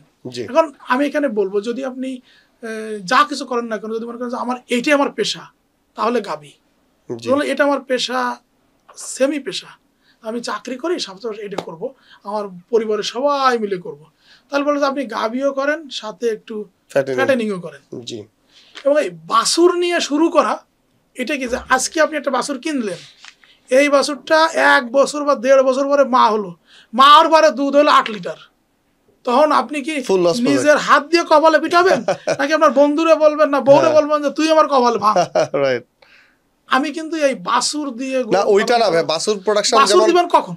আবার বলি যে আপনি গাভী করছেন, ফ্যাটেনিংও আছে, আপনি সাথে আর 5-7টা বাছুর নেন, এই বাছুরের ভিতর আপনি ইনসিমিনেশন করে, কারণ এই বাছুর যেহেতু আপনাকে 11 মাস বা 14 মাস বসে খাওয়াতে হবে, এই ক্যাপাসিটি আপনার আছে, তখন এটাতে যাওয়া। বাছুর বলতেছি ভাইয়া, যেমন অনেক এলাকায় দুধের দাম কম, 40-50 টাকা লিটার, ওইসব জায়গায় তো দুধ করে আসলে খরচ উঠে না, আবার ফ্যাটেনিং এর দাম কম, ওইসব এলাকা আমি একটা দেখেছি যে ওরা, তাহলে আপনার দুধ কিন্তু 400 টাকা লিটার হবে। আচ্ছা, হ্যাঁ, ওই যে ভ্যালুয়েট করলে না, But value add এরকম করে আমি 400 টাকা লিটার হবে। ইউটিউবে দেখেছি, আমি প্র্যাকটিক্যাল একটা খামারে গিয়েছিলাম পঞ্চগড়ে। উনি যেহেতু ঢাকায় থাকে, ওনার বাবা টেক কেয়ার করে, আর যেহেতু এখানে দুধের দাম কম, ডেইরিতে তো যেহেতু সুপারভিশনটা অনেক হাই লাগে, তো উনি কম ল্যাকটেশনের নেয়, গরু কিনে, গাভী কিনে, এবং এটা মাংসের দামে কিনে। এটা যদি এরপরে উনি ট্রাই করে এটা কনসিভ করানোর জন্য, হ্যাঁ, যদি কনসিভ করলে তো করলো, আর না করলে এটা কষের কাছে মাংসের দামে দিয়ে দেয়। আমি আপনাকে এবং বলি, ওই যে বাছুর যেটা হইলো ওইটাকে সে ওই দুধ সে দহন করে না। আমি আপনারে বলি, এবং আমরা ওই যে- বাছুরটা হইলো তার ওই তো, প্রোডাক্ট। আপনারা আমি বলি সাগর ভাই, যদি জি। আমরা মনে করি যে আমি খামার করব, শ্রম দেব, আমার শ্রমের মূল্য নেব, জি, তাহলে এই কনসেপ্টগুলো ভালো নয়। আচ্ছা, ঠিক আছে, ওরা যেটা করছে এটা ভালো নয়। কারণ আপনার একটা গাবি যদি মাসে মিনিমাম 6,000 টাকা খাবে, জি, আপনি ওরা দেখতেছেন একটা বাজার থেকে কিনে নিয়ে আসলেন একটা গাবি, ওটার সময় জানলেন না, তাহলে কনসেপ্ট করালেন 2 মাস 3 মাস 4 মাস, তাহলে 4 মাসে গেলে তো 4,24,000 টাকা ক্যাশ গেল, সাথে আপনার শ্রম গেল। জি, তারপরে আপনি যদি ওটার বাদ দেন, লাভ হলো না তো। আমার তো কথা হলো যে আমি গরু পালন করব 1 মাসও যেন বসে না বসে না থাকে, ক্যাশটা রোলিং থাকবে, ক্যাশটা যেন রোলিং থাকে। এবং ওর টাকা থেকে আসতে তো থাকতে হবে। ওর থেকে তো আপনি বাজারে যাবেন, যদি ওরকম বলে তাহলে যে বাজারে যাবেন, আপনার খামারের ক্যাপাসিটি কত, আপনার খামারের ক্যাপাসিটি 50টা, আপনি 60টা গরু কিনে নিয়ে আসবেন। একদম এই 60,000 টাকা দামের যে ষাঁড়গুলো পাওয়া যায় না, শুকনা শুকনা ইন্ডিয়া থেকে আসে, সিল মারা মারা, জি, দেখলে মনে হয় যে ধাক্কা দিলে পড়ে যাবে, ওইগুলো আনবেন, কৃমিমুক্ত করবেন, করে ওরে খাওয়াবেন। জি, 4 মাস খাওয়ানোর পরে দেখবেন যে 60টার ভিতর থেকে 20টার আপনি বাদ দিবেন, যেগুলোর গ্রোথ নাই, 20টারে নিয়ে আপনি হাটে বিক্রি করে দেবেন। জি, বিক্রি করে দিবেন, দিলে দেখবেন যে আপনার 4-5 হাজার টাকা করে গরুপতি লাভ হয়ে গেছে। আবার ওই টাকাতে আবার গরু কিনে নিয়ে আসবেন, আবার 20টা কিনে নিয়ে আসবেন, আবার লালন পালন করবেন। পরের মাসে তাহলে আপনার আবার 60টা, কিন্তু আপনার সবসময় কিন্তু খামারে রানিং 60টা গরু থাকতেছে, থাকবে। রানিং থাকতেছে। এবং পরের মাসে যে আবার বিক্রি করবেন, আবার কিনবেন, আবার বিক্রি করবেন, আবার কিনবেন, যে আমার যেটা বৃদ্ধি পায় না জি, আপনি বিক্রি করবেন সেটা, যেটা আমার বৃদ্ধি পাচ্ছে না। এই করে বছর শেষে গিয়ে দেখলেন যে আপনি 60,000 টাকা দিয়ে যে গরুটা আপনি কিনেছিলেন, এই এই কিস্তির গরুর ভিতরে 10-12টা 15টা গরু 1.5 লাখ টাকা বেচতে পারবেন। 1.5 লাখ টাকা না, 3.5 লাখ টাকা বেচার গরু হয়ে যাবে। ও মাশাআল্লাহ, আপনি তো 12 মাস খাওয়াচ্ছেন ওটাকে, হ্যাঁ, রাইট, আপনি 4 মাসের প্রজেক্ট করেন না, হুম, ঠিক আছে, 3 লাখ টাকার উপরে চলে যাবে। মাশাআল্লাহ। এটা কি ভাইয়া ওই হোলস্টাইন ফ্রিজিয়ান বা ব্রিড কোনটা? আপনি শাহিওয়ালও নিতে পারেন, ফ্রিজিয়ান নিতে পারেন, ক্রসও নিতে পারেন, এটা কোনো অসুবিধা নেই। মানে ভালো ব্রিডের নিতে হবে ভালো বা বেড গির? নিতে হবে, সময় দিতে হবে, শ্রম জি। দিতে হবে। শুনুন, প্রথম 3-4 মাস বাড়ে, এটা ফ্যাটেনিং এর ক্ষেত্রে বলছেন? হ্যাঁ, যখন দাঁত ভাঙে না, হুম, দাঁত ভাঙার পরে কিন্তু গরুর গ্রোথ শুরু হয় গ্রোথ শুরু হয় এবং খুব হয়। এবং দাঁতওয়ালা গরু কিনতে হবে। এটা ফ্যাটেনিং এর ক্ষেত্রে এই পরামর্শটা প্রথমে দিচ্ছেন? যখন আপনি 60,000 টাকা কিনবেন, তখন দাঁতওয়ালা, মানে যে আপনার খামারে যে ছোট ছোট গরু দেখেছি, এই গরুতে কিন্তু খুব বেশি লাভ হবে। না, এটা আমরা লং টার্মের জন্য দেখতে করিও হবে না। যে এই গরুটার আমার হাত পা লম্বা আছে, ইটি লম্বা আছে, জি। এইটা আমি আমার 1 বছর পারলে আমার, এবং আপনি তো বড় গরু 60টা থেকে বেছে বেছে করতেছেন, সো জি, জি। বাছাই করা গরুগুলো আপনার থাকতেছে। জি, আমি 60টা যেটার- থেকে তো আমরা 60টা না, 60টা থেকে তো 10-12টা আসবে ওই রেঞ্জে, ওই রেঞ্জে, কিছু right। আসবে কিন্তু 2.5 লাখ টাকা রেঞ্জে, এবং কিছু আসবে 1 ওই লাখ, আপনার 1,20,000, 1,60,000। রাইট, বুঝতে পেরেছি। ঠিক আছে। সো আপনি যেই টেক আওয়েটা আমরা পেলাম, যে যদি আমাদের মূলধন অল্প থাকে এবং সাইড ইনকাম না থাকে, বা নিজে যদি সময় দিতে পারি, তাহলে আসলে ডেইরি বেস্ট। Dairy best. আর ফ্যাটেনিংও করতে পারি, কিন্তু এটা তো নিজে সময় দিতে হবে। ডেইরি না থাকলে, রাইট, ডেইরি হলো ক্যাশ ক্রপ। এক্স্যাক্টলি। প্রতিদিন Cash আমার cow। যে খরচটা আসে, কিছু টাকা যদি আমার সাপোর্ট দেয় জি, তাহলে ভালো। আর যারা ধরুন অন্য ট্রেডে আছে, যাদের টাকা পয়সা আছে, তারা তো যা কিছু তাই করতে পারে, ওদের জন্য আসলে পরামর্শ নেই। পরামর্শ নাই। ওরাই তো সবাই পরামর্শ দেয়, খারাপ পরামর্শগুলো দেয়। ঠিক আছে। ফ্যাটেনিং যারা কি করে, সারাটা বছর ইনভেস্ট করে, হ্যাঁ, এবং আজকের আমি বলতে পারি, আজকের যে এখন ভিডিওটা যারা দেখছে, একটা ভ্যাটেরিনারি মানে ফ্যাটেনিং খামারের মানুষ রাতের বেলা ঠিক মতো ঘুমোতে পারি নাই। কেন? গরু বিক্রি, গরু বিক্রি হবে, গরু বিক্রি হবে, এই যে আতঙ্ক নিয়ে, এই যে পুরো কুরবানির আগের রাত পর্যন্ত, জি, জি, খামারের কুরবানির আগ সময় কিন্তু আপনার কিন্তু টেনশন শেষ হবে না, কারণ আমরা সব গরু বাসায় পৌঁছাতে হবে, পৌঁছানোর সময় কোনো অ্যাক্সিডেন্ট হলো কিনা, হুম, কারণ একটা যদি রিপ্লেস দিতে হয় আপনার, রাইট, একটা অ্যাক্সিডেন্ট হয়ে গেলে, কোনো একটা গরুর ল্যাজ ভেঙে গেছে আপনার একদম পাঠানোর সময়, এক্স্যাক্টলি, তখন তো গোটা কুরবানি হবে না, নিবে না তারা। তাই মানে ফ্যাটেনিং খামারি মানে কি, টেনশনের আর শেষ নাই। শেষ নাই। গাভীরও টেনশন আছে, যে বাছুর হচ্ছে, প্রেগনেন্ট হয়েছে, এটি করতে, কিন্তু এটি কিন্তু ছোট ছোট টেনশন, জি, লং টার্ম টেনশন না। লং টার্ম টেনশন প্রেশানি এই ফ্যাটেনিং খামারি। এখানে আজকে দেখেন জি, বাংলাদেশে যত হাই হুতাশ সব ফ্যাটেনিং খামারিদের, বড় বড় গরু করছে, অনেক টাকা ঠিক খাওয়াইছে, আছে। এবং দেখেন এই যে কত জিনিস যে আমরা কেনার সময় কিন্তু ধরেন কুরবানি দিই আর যেই দিই, হ্যাঁ, সবাই কিন্তু হাটে জাকার যেখানে যাবে এই কয় মন হবে এত মন, দামটা কত এত হিসাব করে হিসাব কত টাকা করে। বললো। জি জি, তাই না? কিন্তু আমরা কিন্তু ধরেন আমরা সময় কিন্তু সবাই কিন্তু বলছি যে আচ্ছা ওই গরুটার দাম কেন 10 লাখ, তাহলে মাংসের কেজি কত পড়লো? হুম 2000 টাকা পড়ে যাচ্ছে। আবার একটা ফ্রিজিয়ান গরু, আরে এর মাংস কেন, একটা গাই গরু এর মাংস তো ফ্রি, মানে ফ্রিও চায়, আছে না এরকম মানুষ? চাই, ঠিক আছে না। এখানে টেক অ্যাওয়ে যেটা পেলাম যে আসলে আমাদের মার্কেটের সাথে রিলেভেন্ট থেকে এই প্রোডাক্টটা ডেভেলপ করা উচিত। যেমন আমরা যে ভাইয়া যে ট্রেন্ডটা বললেন যে এটা আমরা নগর খামারি বা যারা একটু হাই এন্ডে করতে চাচ্ছি তাদের প্রোডাকশন খরচ কিন্তু অনেক বেশি, এবং এদের এই টেনশনটা ওই জন্য বেশি যে আসলে এইটা এখন বিক্রি করতে যদি না পারি আমার কিন্তু বিশাল একটা লস। আর আমি যদি মার্কেট ট্রেন্ডের সাথে থাকি যে মার্কেট প্রাইসে কেনা বেচা করবো, সো আমার কিন্তু ওইভাবে লসের পরিমাণটা এতটা হওয়ার কথা না। এটি তো আসলে আমাদের টেক অ্যাওয়ে।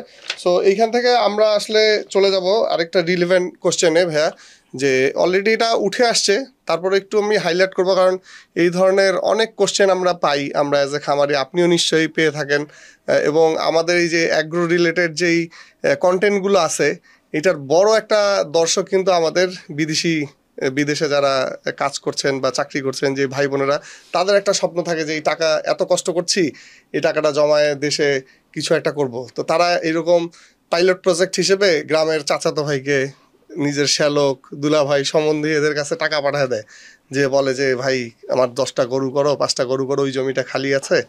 তো এই ব্যাপারে বা তাদের বিষয়ে কি পরামর্শ দিবেন ভাই, যে তাদের কি এইভাবে আসলে শুরু করা উচিত, বা যদি করে তাহলে কিভাবে করা উচিত, বা এটা রিলেভেন্ট শুধু বিদেশ না, ঢাকায় থেকেও আমি অনেকে দেখেছি। ভাই ধরেন এই যে আমি আপনার এই জন্য বলছি, আমার মোবাইলে যে 966 965 967, তারপরে 44, তারপর 1229, আমি মূলত বিভিন্ন দেশের কোড বলছি। আচ্ছা আচ্ছা, ঠিক আছে, হ্যাঁ, এরা কিন্তু আমাকে কল দেয়। আচ্ছা, এখানে আজকে যে কলগুলো পাইলাম, আচ্ছা, বিদেশ এই থেকে যে call 966 এটা মধ্যপ্রাচ্য, যে 44 এটা হচ্ছে ইংল্যান্ড। আচ্ছা, এরা কিন্তু আমার ফোন দিয়ে বলে যে স্যার আপনারা তো দেখছিলাম আমরা ট্রেনিং নিতে চাই, একটু একটু খামার করতে চাই, তা আপনারা ট্রেনিং নেবেন, তো আমি কারে ট্রেনিং দিবেন? আমার শালাবাবুরে ট্রেনিং দেবো, কে বলে আমার মামারে ট্রেনিং দেবো, না আমার ম্যানেজারে ট্রেনিং দেবো, আমি খামার করছিলাম আমার তো লস হচ্ছে। এই তারপরে আমি বললাম যে ভাই, তারপরে আমি বললাম যে আপনি কি করবেন? আমিও তো আর ধরেন কেউ বলে আমরা 35 বছর, কেউ বলে 25 বছর বিদেশে আছি, আর তো ভালো লাগে না, চলে আসবো, ছেলেমেয়েরা সব বড় হয়ে গেছে, হ্যাঁ বাকি জীবনটা তো একটু দেশে আসে করতে চাই, কিন্তু কিছু একটা করবো, কিন্তু আগে আমি এটা শুরু করতে চাই। তা আমি এখন আগে বলতাম ঠিক আছে তাহলে আপনার ওয়াইফকে পাঠান বা ছেলেকে পাঠান, ট্রেনিং করাই দিই, তাই বলে কিন্তু ট্রেনিং করাতাম। এখন আমি সবাইরে বলি যে ভাই আপনি দেশে আসেন, আমার নাম্বারটা সেভ করে রাখেন, দেশে আসার পরে যে কোনো একটা নাম্বার নিয়ে আমার SMS দিবেন যে আপনি আমার সৌদি আরব থাকতে কিংবা ইটালিতে থাকতে আপনার সাথে আমার কথা হয়েছিল, আমি অমুক, আমি দেশে এসেছি, আমি আপনার পরে কল দেবো, কল দিয়ে আপনার আমি ট্রেনিং করাবো, ডাক্তার জহির স্যাররে বলে আপনার আমি ট্রেনিং করাবো।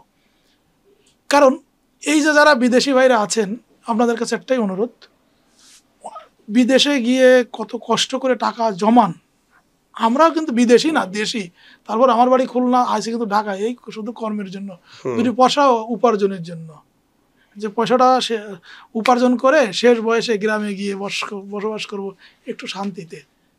আপনারও ঠিক সেম একই, হয়তো আপনি দেশে ভালো কিছু করতে পারেন নাই, এই জন্য আপনি বিদেশে গিয়েছিলেন। যাই আপনাদের কাছে আমার একটাই অনুরোধ যে আপনি দেশে আসুন, দেশের পরিবেশ বুঝুন, যে এই পরিবেশে আপনি এসে কিছু কাজ করতে পারবেন কিনা, যে এখানে গরু পালন করবেন, বিশেষ করে ভাই তো গরুর বিষয়টা জানতে চাচ্ছেন, যে গরুর ঘাসটা কোথায় পাবেন, ঘাসটা চাষ করতে হবে কী করে আপনাকে শিখতে হবে, আপনাকে গরুর খামারটা করবেন কীভাবে শিখতে হবে, গরুর রোগ ব্যাধি হলে কি শিখতে হবে, বাই প্রোডাক্ট শিখতে হবে। এই যে আমি কথাগুলো বললাম, পাশের খামারিগুলোতে মিশবেন। আমি কিন্তু অনেকে বলতাম যে আপনি খামার করবেন, অন্যের খামারে গিয়ে 6 মাস চাকরি করেন, চাকরি করার পরে আপনি তারপরে খামার শুরু করেন। এরপর আমি অনেকে বলতাম যে আমি এখন সবাইরে বলি যে খামার শুরু করলে করেন, কিন্তু 3 বছর পাইলট করেন, 3 3 বছর। বছর আপনি ইনভেস্টটা করবেন না। আপনার যে টাকা আছে সেই টাকার 3 ভাগের 1 ভাগ টাকা আপনি ইনভেস্ট করে নিজে আগে ট্রেনিং নেন। নিজের খামারে মনে করেন যে আমি এটা আমি শুরু করেছি, এই সময় আপনি বড় স্থাপনা করবেন না। আপনি এটা আমি বলেছি যে এই যে 1200 টাকা দিয়ে একটা ড্রামের দাম এখন আরো কমে গেছে, 800 টাকাও পাওয়া যায়। এই ড্রামটা মাঝখান দিয়ে ফাটলে 2টা হবে, জি তাই না? এই ড্রামে আপনি খাবার দিবেন, এই ড্রামে খাবার দিবেন, উপরে একটা ছাপড়া দিবেন, কটা বাঁশ দিয়ে ড্রাম দিয়ে আমরা তো প্রথম ভুলটাই করি, অনেক হাই এবং ইনভেস্ট করে সবাই ফেলি কি করে যে সেটাই। আপনার মূলধন 30 লাখ টাকা, 10 লাখ আপনি টাকা এমন খরচ ভাবে করে একটা ফেলছি। খামার তৈরি করেন, বিশাল বড় ম্যানজার বানান, চারপাশ দিয়ে আটকায় ফেলেন, উপরে এমন কিছু দিয়ে 40 লাখ টাকা খরচ করে হলে পরে প্রোডাকশনে আপনার টাকা থাকে না। এক্স্যাক্টলি। আপনি 10 লাখ টাকা আপনি ইনভেস্ট করবেন, 1 লাখ টাকার ভিতরে ঘর শহর সকল অবকাঠামো করবেন, আর 6 লাখ টাকার আপনি গরু বাছুর কিনবেন, আর বাকি থাকলো 3 লাখ টাকা, এইটা আপনি অবশ্যই ওই প্রোডাকশনে রোলিং মানে করবেন। প্রতিদিন যে খরচ আছে খরচ করবেন। আর গাভী হলে তো কিছু টাকা আপনার আসতেই থাকবে, জি তাই না? আমি সকল প্রবাসী ভাইদের একটাই বলবো, এবং আপনি দেখছেন যে আমার যে আমি যে ইউটিউব ভিডিওতে আমি বলি সবসময় কিন্তু প্রবাসী ভাইদের কথা বলি, এবং প্রতিটা খামারিকে বলি যে প্রবাসী ভাইদের জন্য একটু পরামর্শ দেন। কারণ আমার ইউটিউব চ্যানেলে আসলে 62% মানুষ হলো প্রবাসী। রাইট। আমরা যখন ইসে দেই তখন দেখি 62% মানুষ হলো আমার প্রবাসী ভাইরা আমাকে দেখেন। এবং আমি এই গত বছর যখন অসুস্থ হয়ে যাই 23 সালে, আমি কলকাতায় যাই নিউ মার্কেট, ওখানে আমি কীভাবে যেন দেখলাম যে হোমা দেখতে দেখতে 7-8 জন মানুষ আমার চিনে ফেলছে। আচ্ছা আচ্ছা, মাশাআল্লাহ। কিছু কলকাতারও ছিল, কিছু বাংলাদেশিও ছিল। রাইট। বিদেশিরা প্রচুর দেখে ভাইয়া এই এগ্রি কন্টেন্ট। মানে ইন্ডিয়ানরাও আমার দেখলাম যে কলকাতায় জি। নিউ মার্কেট ওইখানে আমার কয়েকজনের চিনে ফেলছে। ওই অল্প একটা সময় ছিলাম সেখানে, একটু মার্কেটিং করছিলাম, তো এই আমার ওয়েব তো রেগে গেল, এই তুমি যেখানে যাও সেখানে তোমার ভক্ত। বললাম যে আসছি এই বিদেশে, এখানে এসে যদি আমার জি। ভক্তরা এসে একটু চিনে ফেলে কেউ। সো আর কি পরামর্শ ভাই? দেশে এসে ট্রেনিং নিবে, দেশে আসবে, ট্রেনিং নিবে, জি। পাশের খামারের সাথে সংযোগ, এই যে কথাগুলো পাশের খামারগুলোতে ভিজিট করতে থাকবে, জি। উপজেলায় যাবে, আর সবচেয়ে বড় কথা আপনারা উপজেলায় যাবেন, সরকারের যে হ্যাঁ অফিসগুলো। উপজেলা সরকারি অফিসগুলো যাবেন। এখন এই মুহূর্তে উপজেলায় ভালো সিমেন্ট আছে। আর একটা জিনিস আছে কি, এখন উপজেলার ডাক্তারদের দায়বদ্ধতা এসেছে, দায়বদ্ধতা এখন না, আরো অনেক আগে থাকতে পারে, 17-18 সালের পর থেকে ডাক্তার অনেক এখন দায়বদ্ধ। এখন উপজেলা ডাক্তারের সংখ্যা বৃদ্ধি পেয়েছে, ওদের কাছে যাবেন। যদি উপজেলার ডাক্তার ভেটেরিনারি সার্জন যদি আপনার বন্ধু হয়, উপজেলা প্রাণ সম্পদ কর্মকর্তা যদি আপনার বাড়িতে ফোন দিলে চলে আসে, তাহলে আপনি কিন্তু খামারে করে আর পিছনে ফিরে তাকানো লাগবে না। রাইট। এখন আপনি ডাকবেন, আরেকটা কথা বলি, এই যেমন ভেটেরিনারি সার্জন বলেন, উপজেলার প্রাণ কর্মকর্তা ডাকবেন, ডাকার পরে ওই তার আসা যাওয়ার খরচ বলে 500 টাকা যদি দেন, তাহলে সে কিন্তু আর আসতে চাইবো না। ভাই একটা জিনিস মনে রাখেন, আমারে যদি একটা জায়গায় বলে ভাই অমুক জায়গাটা যান, যে 2-3 ঘন্টা সময় দিয়ে আসেন, আমি চিন্তা করবো যাবো, আমার যদি একটা কনভেন্স আছে, যে 2টা পয়সা বেশি পাই চা নাস্তা খাওয়ার, তাহলে আমি যাব, নয়তো আমি আমার কাজ ফেলে যাব না। উপজেলার ডাক্তার সে উপজেলায় বসে থাকলে কিছু মুরগি আসে, কিছু কবুতর আসে, কিছু বিড়াল আসে, কিছু কুকুর নিয়ে আসে মানুষ চিকিৎসা নিতে, এতে কিন্তু তার বেতন হালাল। জি। এইগুলোর এখানে জমায় রেখে তাকে যেতে হচ্ছে আপনার খামারে, এবং এসে কিন্তু এইগুলোর চিকিৎসা দিতে হচ্ছে। অর্থাৎ যখনই আপনার খামারে যাচ্ছে, একটু আপনার ওই 500 টাকা থেকে বাড়িয়ে 2000 দিয়েন, 3000 দিয়েন। ভাই মনে কিছু করেন না, একটা সরকারি সিমেন্টের দাম কত আর বেসরকারি সিমেন্টের দাম কত একটু চিন্তা করে দেখেন। একটা সরকারি ভ্যাকসিনের দাম কত আর বেসরকারি ভ্যাকসিনের দাম কত। আপনার সাথে যখন ওদের সুসম্পর্ক হবে, এই যে লাম্পির ভ্যাকসিন 500 টাকা দিয়ে আপনি দিতে পারবেন, আর বেসরকারিভাবে আনলে 4000 টাকা খরচ হইব আপনার। দুটোর মধ্যে কত ব্যবধান না। জি। আপনি তাকে তারপরে মাঝে সাঝে দাওয়াত করে একটু খাওয়াইলেন, বন্ধুত্ব তো ভাই, আমরা তো মুসলমান, খাওয়াতে চাই সবাই। সঠিক। সো সরকারি অফিসগুলোতে আমাদের যাতায়াত থাকতে হবে, ওদের সাথে সম্পর্ক একটু বেশি থাকতে হবে। এই তো ভাই, মানে আসলে খামারি করলে খামার সম্পৃক্ত, জি, খামার সম্পৃক্ত খামারি, খামার সম্পৃক্ত খাদ্য ব্যবসায়ী, খামার সম্পর্কিত কিন্তু ওষুধের দোকান, খামার সম্পর্কিত উপজেলা, খামার সম্পর্কিত কারা, আরেকজন আছে যে খামার করতে চায়, আরেকজন আছে যে খামার করে ধরা খেয়েছে, তার সাথে কথা বলতে হবে, তার সাথেও মিশতে হবে, বন্ধুত্ব করতে হবে, চা খাইতে হবে। প্লিজ সবার কাছে অনুরোধ, যত খামারি আছেন ভাই, এই পাশের রাস্তার পাশের যে চায়ের দোকান, ওই দোকানে বসে যে আপনারা হিন্দি সিনেমা দেখেন, এবং এই যে চা খাওয়ার বিনিময়ে সিনেমা দেখা, সিরিয়াল না, এরা সিরিয়াল দেখে না, সিরিয়াল দেখে রাতে, এই যে চা খাওয়ার বিনিময়ে সিনেমা দেখা, এইটা করলে ভাই লাইফটা একদম শেষ হয়ে যাবে। কোনো কিছু করে শান্তি পাবেন না। রাইট। এই জায়গা থেকে বেরিয়ে আসতে হবে যে বসে বসে চা খাবো আর হচ্ছে হ্যাঁ এই যে গল্প করবো আর সিনেমা দেখবো, এই জায়গা থেকে বেরিয়ে আসতে হবে। আর একটা কথা আছে যে মোবাইলটাকে আপনার ব্যবহার করবেন টেকনোলজি হিসেবে, প্রতিদিন হিসাব করবেন যে আমি কত টাকা খরচ করলাম, দুধ থেকে থেকে কত টাকা আসলো, লসে আছি না লাভে আছি। যদি লাভে থাকেন তাহলে রাতের বেলা ঘুমাতে যাবেন যে আল্লাহ এই লাভটার জন্য আমি কন্টিনিউ করতে পারি, মাথার ভিতর থেকে কন্টিনিউ করার জন্য আমার কী কী করতে হবে সেইটা আইডেন্টিফাই করবেন। আর যদি না আমার আজকে সারাদিনে খরচ হচ্ছে 1200 টাকা, আমি দুধ থেকে পাইছি 1100 টাকা, 100 টাকা লস গেছে, তখন ভাববেন যে কি করলে আমার এই কালকে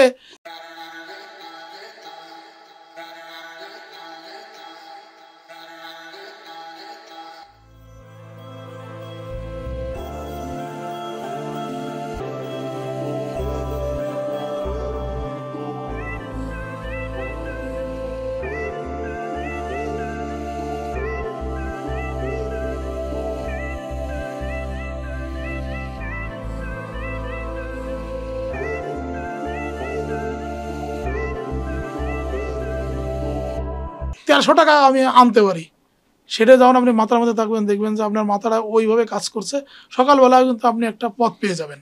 সঠিক।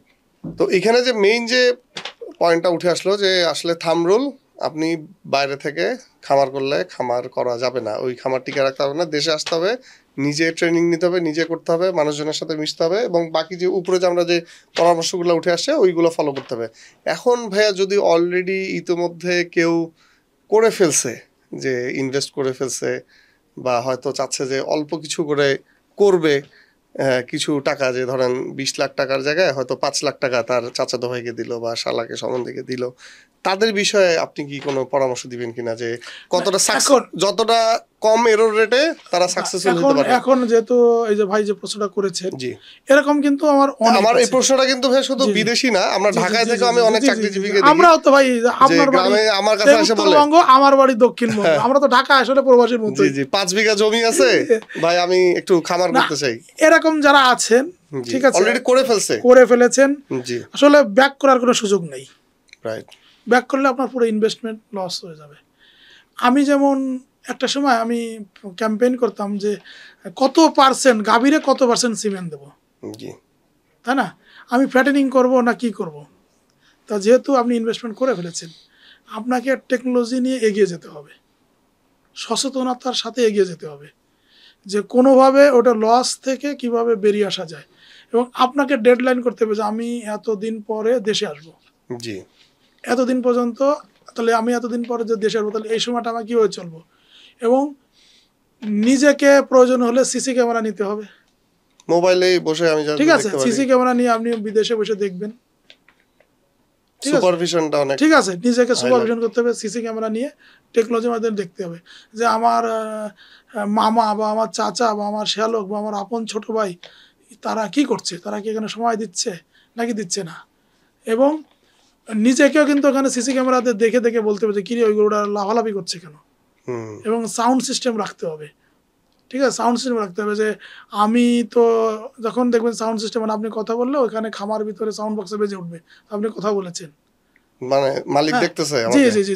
আরেকটা জিনিস আমি বলবো, যেমন আমি আমার অনেকগুলো বড় বড় খামারে আমি করেছিলাম, বিশেষ করে ডেইরি খামারগুলোতে, যে খামারের ভিতরে এই যারা যারা চাকরি করবে খামারে সবাইকে খামারের ভিতরে রাখতে হবে, বাইরে যেতে হবে না, প্রয়োজন হলে খামারের ভিতরে টিভি দিয়ে দিতে হবে, টেলিভিশন দিতে হবে, ডিশ অ্যান্টেনা দিতে হবে, সিনেমাটা খামারে বসিয়ে দেখুক, চায়ের দোকানে না, ঠিক আছে, টেলিভিশন দিয়ে দিতে হবে, ওয়াইফাই লাইন দিয়ে দিতে হবে, যে তার সাথে যাতে ঠিক মতন আপনার সাথে বা সবার সাথে তাদের ওয়াইফাই দেখুক, এখানে দেখুক, মানে কিছু এন্টারটেইন এবং কিছু মানে টেকনোলজি আপনার খামারের ভিতরে দিয়ে দিতে হবে। এবং আরেকটা জিনিস বলবো সেটা হলো যে খাবার দাবার, তারপরে যেমন আছে না যে আপনি আপনার কিছু গরুর সমস্যা যাচ্ছে, এই সমস্যাগুলো আপনাকে ওখান থেকে বলতে হবে যে ভাই এই মামা তুমি তো এই গোটার এই সমস্যাগুলোর সমাধান হয়নি, তুমি অমুকের কাছে যাও তো, আপনি যখন সিসি ক্যামেরা দেখতে পাচ্ছেন বলতে পাচ্ছেন তখন কিন্তু ওই মামা কিন্তু আলসেমি আর করবে না, আপনার ছোট ভাই কিন্তু আলসেমি আর করবে না। আমি দেখছি আপন দুই ভাই একই বাবার পরিবারে আছে, তারা এক ভাই বিদেশ থেকে টাকা পাঠাইতেছে আর এক ভাই দেশে থেকে খাওয়া হচ্ছে, কিন্তু বড় ভাইয়ের খামার মনে করছে টাকা দিয়েছে বড় ভাই, ছোট ভাইরা হয়তো ওইভাবে ইটা নাই, কিছুটা হলেও সে একটু বন্ধু বান্ধব নিয়ে ঘুরতে যাচ্ছে, এখানে একটু ফুটবল খেলা দেখতে যাচ্ছে, ওখানে একটু বসে বসে ক্রিকেট খেলা দেখতেছে। আর ক্রিকেট খেলা টেস্ট খেলা শুরু হলেই তো সারাদিন চলে যায়, জি তাই না? ক্রিকেট খেলা শুরু হলে সারাদিন চলে যায়, সে ওখানে চলে গেল, এটা না। কিন্তু এই জন্য বলবো যে যদি আপনি এইগুলো টিভিটা যদি আপনার খামারের ভিতর থাকে, টেস্ট খেলা দেখলে তুমি এখানেই দেখো। জি একটা বড় খামারের ভিতরে যদি টিভি চালিয়ে লাগানো হয় এবং সিসিটিভি দেওয়া হয়, তাহলে কিন্তু এই খামারের অনেক দিকে উপকার, চেঞ্জ আসবে, খামারের চেঞ্জ আসবে। তো আমরা খুব চমৎকার কিছু আলোচনা উঠে এসেছে, গাইডলাইন উঠে এসেছে। এখন আমরা ইতিমধ্যে ভাই একটু টাচ দিয়েছেন যে আমরা যারা খামার করছি বা করতে চাই, যে গভর্নমেন্ট অফিসগুলোর সাথে, বিশেষ করে উপজেলা লেভেলের যে প্রাণী সম্পদ, গভর্নমেন্টে কিন্তু অনেক ফ্যাসিলিটিস দিয়ে রেখেছে আমাদের কৃষকদের জন্য, স্পেশালি খামারিদের জন্য। গরুর খামারি আলাদা অফিসই আছে আমাদের, প্রাণী সম্পদ অফিস যেটা, তো অনেক সুযোগ সুবিধা আছে। কিন্তু আমরা অ্যাজ এ খামারি, আমি নিজেও কিন্তু জানি না আসলে আমি গভর্নমেন্ট থেকে কি কি সুযোগ সুবিধা পাবো। আপনি যদি এই বিষয়ে একটু আলোকপাত করেন, আপনি যেহেতু ভাইয়া একজন সাংবাদিক, এই সেক্টরে দীর্ঘদিন ধরে আছেন, একজন কন্টেন্ট ক্রিয়েটার, আপনি গভর্নমেন্টের পলিসি মেকিং লেভেলেও অনেক কাজ করেছেন বা পলিসি মেকারদের সাথে আপনার ভালো রিলেশন আছে আমি জানি। তো এখন যদি একটু আপনি আলোকপাত করেন যে আমাদের অ্যাজ এ খামারি আমরা গভর্নমেন্ট কি কি সুযোগ সুবিধা আমাদের তৈরি করে রেখেছে, এবং আরো কি কি সুযোগ সুবিধা দিলে এই সেক্টরের এবং এই আমরা যারা খামারি আছি, কৃষক আছে, প্রান্তিক কৃষক, এদের জন্য ভালো হবে। গভর্নমেন্টের করণীয় কি কি, এই দুইটা বিষয় যদি একটা অনেক বড় কোশ্চেন, যে আসলে এই কোশ্চেনগুলো আসলে আমাদের গভর্নমেন্ট অফিসাররা উত্তর দিলে ভালো হয়, ডিরেক্টর লেভেলে, এমনি জুনিয়র লেভেলেও না। সেই কোশ্চেন আপনি আমার করেছেন। আমরা এক্সটার্নাল হিসেবে যে আমাদের গভর্নমেন্টের কাছে কি আছে, গভর্নমেন্টের কাছে ডাক্তার আছে, জি ট্রেনিং আছে, প্রতিটা উপজেলাতে কিন্তু ট্রেনিং আছে। জি এখন আপনি খামারি, আপনি কিন্তু উপজেলায় যাতায়াত যদি করেন, দেখবেন যে আপনি বছরে 6-7টা ট্রেনিং এর ডাক পাইছেন। আচ্ছা, ডাক পেলে কি হবে, আপনি আসা যাওয়ার জন্য একটা কনভেন্স পাবেন, তারপরে ব্যাগ পাবেন, গেঞ্জি মেঞ্জি দিয়ে মোটামুটি একটা লোন বা এইসব পাওয়া যায় এই জন্য তো শুনি। এরপর আরো যেমন লোন সুবিধা কি, যখন আপনি গভর্নমেন্ট ট্রেন্ড আপ হবেন, ট্রেন্ড আপ খামারি হবেন, তখন আপনি যখন লোনের আবেদন করবেন, তখন কিন্তু আপনার উপজেলা প্রাণী সম্পদ কর্মকর্তাটা রিকোয়েস্ট দেয় যে উনি ভালো খামারি, ওনাকে লোন দেওয়া যায়। জি এই গেল। এরপরে যেমন কিছু আবার এই যে এইটা কেমন, যেমন আপনি একটা লোন নিতে গেলে তো দেখা যাচ্ছে জমি টমি অনেক কিছু রাখতে হয়, তা জমির যা মূল্য ওর কিন্তু বেশি লোন দেয় না। বাট এই লাইনে যদি আপনি করেন, উপজেলা প্রাণী সম্পদ কর্মকর্তা দেয়, তখন কিন্তু এই লাইনে প্রজেক্টের উপরে তখন ওদের লোন বেশিও দেয়। হ্যাঁ, এবং উপজেলা প্রাণী সম্পদ কর্মকর্তার স্বাক্ষরিত লাগে। এগ্রি লোনটা তো একটু বেশ ভালো মনে হয় এটা। এরপরে যেমন আমাদের অনেকেই আছে যে ছাগল কিনতে চান, জি ছাগলের বাচ্চা কিনতে চান, বা গরু বকনা কিনতে চান, তা আপনার একটা ভালো বকনা দরকার। আপনি যদি উপজেলার সাথে যুক্ত থাকে, উপজেলা যদি লিখে দেয় সাভার ডেয়ারি বরাবর যে ভাই উনি একজন ভালো খামারি, ওনাকে একটা ভালো বকনা দেন বা গাভী দেন, তখন কিন্তু আপনি ওই সুবিধাটা পাবেন। উনি যদি লিখে দিলেন যে বিএলআর আইতে যে আমাদের তো ছাগল আছে, তারপরে ভেড়া আছে, গাড়ল আছে, এ আমার ভালো খামারি, ওর একটা পাঠা দেন, ওরা কিন্তু পাঠাগুলো দেয়। আচ্ছা আচ্ছা, ঠিক আছে, পাঠাগুলো দেয়। এরপরে মাঝে এলডিডিপি প্রকল্প থেকে কিন্তু খামারিদেরকে কিছু মানে যেমন ক্রিম সেপারেটার মেশিন, তারপরে দুধ দহন মেশিন, তারপরে কিছু এরকম কিছু জিনিস কিন্তু খামারিদেরকে প্রণোদনা দিচ্ছিল। বাট এগুলো কিন্তু রেজিস্টার্ড হতে হয়। যেমন করোনার সময় কিন্তু একটা করোনা ভর্তুকি দিয়েছিল, অনেকেই কিন্তু যাদের 10টা গরু পর্যন্ত, গাভী পর্যন্ত, তারা কিন্তু পেয়েছে। হ্যাঁ, এরপরে এখন আমি খামারিদের গভর্নমেন্টের কাছে চাই, কি চাই, সেটা হলো আমাদের উপজেলায় আরো একটা মিস গেল, যে বীজ দেয়, তারপরে ভ্যাকসিন, না যেমন সিমেন্ট দেয়, ভ্যাকসিন দেয়, ঠিক আছে, এগুলো তো আছেই। বেসিক যে মেডিকেশন, যে মেডিকেশন আছে, ওষুধ দেয়, এবং ওই ডাকলে খুব মানে আসে, উপজেলা প্রাণী সম্পদ কর্মকর্তা আসে, সে আসতে বললে তাদের সহকারীরা আছে, ভেটেরিনারি সার্জন আসে। কিন্তু এইখানে আমার যেমন কিছু কিছু জায়গায় আছে, যেমন উপজেলা প্রাণী সম্পদ কর্মকর্তারা অনেক সময় ডাক্তার হন না, কৃষিবিদ হন। মানে আমাদের এখানে সেকশন হলো দুইটা, একটা হলো প্রাণী পালন আর একটা হলো প্রাণী চিকিৎসা। আমাদের ময়মনসিংহে যে কৃষি বিশ্ববিদ্যালয়, ওখানে আছে এই ভেটেরিনারি সেক্টরে, বা এখানে হলো দুটি শাখা পড়ানো হয়। একটা পড়ানো আছে ভেটেরিনারি, আর একটা আছে হলো অ্যানিম্যাল হাজবেন্ডারি, পশু পালন, আর হলো চিকিৎসা। এখন অনেক সময় দেখা যাচ্ছে বিভিন্ন উপজেলা প্রাণী সম্পদ কর্মকর্তা হিসেবে যারা আসেন, অনেক সময় এই প্রাণী পালন অ্যানিমেল হাজবেন্ডারিরা হয়ে যান, এক্ষেত্রে ওনারা চিকিৎসা দিতে পারে না। কিন্তু এবং ওই জায়গায় কিন্তু একজন ভেটেরিনারি সার্জনও থাকেন। আচ্ছা, এটা কিন্তু আবার সব উপজেলাতে সবসময় থাকে না। আমার মনে হয় যে এই উপজেলাতে এই ভেটেরিনারি সার্জনের সংখ্যা বা এই ভেটেরিনারি ডাক্তারের সংখ্যা বৃদ্ধি করা দরকার। এটা আমরা খামারি হিসেবে গভর্নমেন্টের কাছে বড় বড় উপজেলা, যেমন উপজেলার কোনো উপজেলায় 4টে ইউনিয়ন, 5টা ইউনিয়ন, কোনো উপজেলায় 15টা 16টা 20টা ইউনিয়ন থাকে। সেসব ক্ষেত্রে কিন্তু এই 1জন 2জন 3জন এই উচ্চশিক্ষিত ডাক্তার দিয়ে কিন্তু সম্ভব নয়। এখানে কিন্তু আমাদের আরো বৃদ্ধি করা দরকার। জি, হ্যাঁ, বৃদ্ধি করা দরকার। পাশাপাশি আমাদের যে খামারিদের যে ট্রেনিংগুলো আছে, এই ট্রেনিংগুলো আরো জোরদার করা দরকার। যে একদিন ট্রেনিং 10টার সময় আসবে, 1টার সময় শেষ হয়ে যাবে, ট্রেনিংগুলো এরকম নয়। ট্রেনিংগুলো হওয়া উচিত 3 দিন 4 দিন আবাসিক ট্রেনিং হওয়া দরকার। আবাসিক ট্রেনিংটা প্র্যাকটিক্যাল সহ। হ্যাঁ, ওটা আবাসিক ট্রেনিং, মানে ওখানে থাকবে খামারে ভোর 6টা থেকে রাত 11টা পর্যন্ত। জি, ভোর 6টার সময় বা 5টার সময় উঠে খামারে কি করতে হবে এবং রাত 11টা পর্যন্ত কি করতে হবে এবং মধ্যরাতে কি করতে হবে।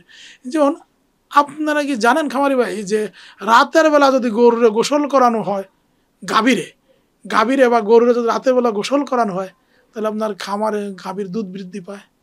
হ্যাঁ, তাই নাকি? এটা কিন্তু আপনারা জানেন না। আমি নিজেও জানতাম না। এবং যে গরুটার দুধ হয় 20 লিটারের উপরে, ওরা যদি 3 বেলা দুধ দুয়ান, যে গরুটার দুধ হয় 40 লিটার 30 লিটারের উপরে, তাহলে যদি 4 বেলা দুধ দুয়ান। এবং রাতের বেলা যদি গরুর গোসল করানো হয়, রাতের বেলা রাত 10টার সময় আবার খাবার, আপনারা কি করেন, সন্ধ্যাবেলা খাবার দিয়ে শেষ, বিকালবেলা খাবার দিয়ে শেষ, সারা রাত তো সে রোজা থাকে। যদি খাবারটা বৃদ্ধি করে দেওয়া হয়, যেভাবে কিন্তু আমাদের নাহার ডেরি বলেন, বড় বড় যারা আছে তাদের ওখানে কিন্তু জাকের ডেরি সব সময় খাবার সামনেই থাকে।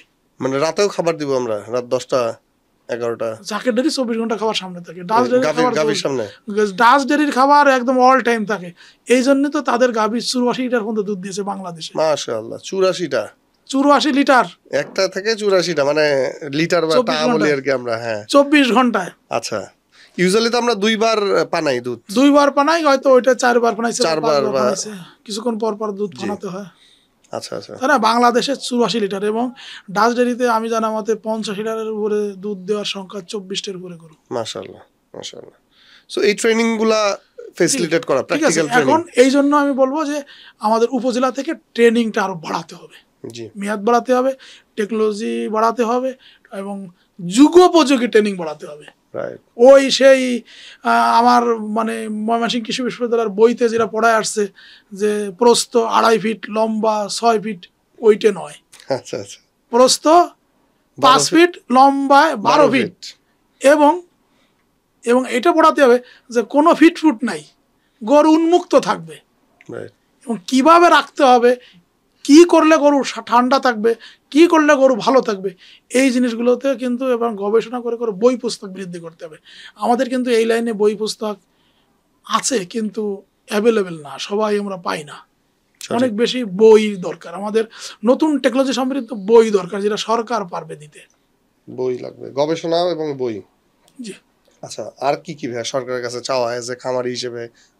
আসলে কি মানে খামারিরা চাইলে ভালো হয়। আমরা যেহেতু সাংবাদিকতা করি, ঠিক আছে, আপনি কি দেখেছেন যে আসলে কোন কোন জায়গায় যদি পলিসি মেকিং লেভেলে? না, এখন যেমন গোখাদ্যের দাম কমানো বা এগুলো তো আসলে গভর্নমেন্ট এবং খামারিদের ব্যাপার। আমরা সাংবাদিকরা তো কাজ হলো দুজনের ভিতরে সেতু বন্ধন করে দেওয়া, ঠিক আছে। এখন খাদ্যের দাম কমাতে পারবে আছে সরকার, তাই না? সরকার নীতিগত, যেমন আমাদের কৃষির যে সারগুলো আছে এটা কিন্তু সরকারি দাম কমিয়ে রেখেছে। আমি একটু বলে রাখি যে 1 কেজি ইউরিয়া সার উৎপাদন করতে 91 টাকা খরচ পড়ে, বিক্রি তো হয় আরো কমে 14 টাকায়। তাহলে আমরা সাবসিডি দেওয়া হয়, তাহলে আমরা 91 টাকা উৎপাদন কষ্ট যদি 14 টাকা বিক্রি করতে পারি, তাহলে আমরা গোখাদ্যের দামও কিন্তু আমরা এরকম একটা কিছু নিতে পারি। পাশাপাশি আমাদের যে মনে যে আলু পেঁয়াজ দাম নাই, এইখানে কিন্তু আমরা যেমন ডিম ভাই 10 টাকা 11 টাকা 12 টাকা ডিম হয়ে গেলে সবাই চিৎকার করে, কিন্তু ওই মুরগিটা নাকি না খেয়ে ডিম দেয়, সেটাই তো যেটা খায় সেটার দাম কই। আবার ট্রান্সপোর্টেশনে অনেক ডিম ভাঙে, পরিবহনের অনেক খরচ আছে এখানে। আচ্ছা ভাইয়া, এখন যদি একটা রিলেটেড কোশ্চেন করি যে আমরা গোখাদ্যের দাম নিয়ে যখনই আসে আমরা গরুর মাংসের দাম নিয়ে অনেক কথাবার্তা শুনি, অনেক ক্রিটিসিজম শুনি, আমাদের খামারিদেরকে ক্রিটিসিজম করা হয় আমরা দাম বাড়াচ্ছি, বা বাংলাদেশে গোখাদ্যের দামটা আসলে বেশি কেন ভাইয়া, বা এটাকে কিভাবে আসলে কমানো যায়? আপনার কাছে কি কোনো মেথড আছে? আমি ধরেন এই মুহূর্তে দু তিনটা কথা বলবো, কারণ এই বিষয়টা এত বড়, এটা আসলে গভর্নমেন্টের সিদ্ধান্তের ব্যাপার, ঠিক আছে, সরকারের সিদ্ধান্তের ব্যাপার। জি, গোখাদ্যের দাম বেশি, এই জন্য খামারিরা আসলে উৎপাদন কষ্ট বেশি হয়ে যায়, খামারিরা কম দামে গরু দিতে পারছে না। রাইট। আবার কসাইরাও তো যে একটা গরু কিনলো, নিয়ে কাটিয়ে কুটিয়ে দিয়ে সেও তো 4-5 হাজার টাকা 10,000 টাকা ইনকাম করতে চায়। কিন্তু আমরা যারা গরু গোস্ত কিনে খাচ্ছি আমাদের জন্য না বিশ্বাস। পার্শ্ববর্তী দেশ ভারতে গরু গোস্তের দাম কম, তাই না? আমাদের তার থেকে প্রায় দ্বিগুণ দাম। এই জায়গাটা আমরা যেহেতু, ওরা কি করে, ওদের তো আসলে কমার্শিয়াল খামার না, ওদের তো নর্মাল খামার, আবার কমার্শিয়াল খামারও আছে। নর্মাল খামার, কমার্শিয়াল খামার, ওদের তো চাহিদা কম ভাইয়া, জি, আমাদের ওদের তো এসে চাহিদা কম, প্রোডাকশন ওরা অনুযায়ী। গরু মাংস খায় না, হ্যাঁ, এই জন্য আরো উৎপাদন বেশি, এই জন্য তাদের দেশে দামটা কম। আমাদের একটু বলবো যে আমরা যদি আমাদের চামড়া শিল্পটা, এক্স্যাক্টলি চামড়ার দামটা যদি আমরা বৃদ্ধি করতাম, আমরা চামড়ার জানতাম যে আমি যদি সেই 80-র দশক 90 দশকের কথা বলি, তখন একটা চামড়ার দাম ছিল 3,500-4,000 টাকা, এবং গরুর দাম ছিল কিন্তু 10,000 হ্যাঁ, 12,000 আর গরুর 15,000 দাম ছিল এরকম 10-12 হাজার টাকা। এরকম এমন হয়েছে না গ্রামে ভাইয়া, গরু চুরি করে চামড়া নিয়ে গেছে। আপনারা আমার ভিডিওতে দেখেছেন যে একটা গরু, আমি ডক্টর নুরুল আমিন স্যার বেঁচে থাকতে আমরা তখন প্রথম যে গরু কিভাবে মাপবো, কিভাবে ওজন মাপবো, চোখের অনুমানে তো হয় না, তখন একটা গরু মাপার জন্য আমরা ফিতা দিয়ে মাপছিলাম। সেই গরুটা আমরা কি করছিলাম, গাবতলী হাট থেকে একটা গরু কিনলাম 18,000 টাকা দিয়ে।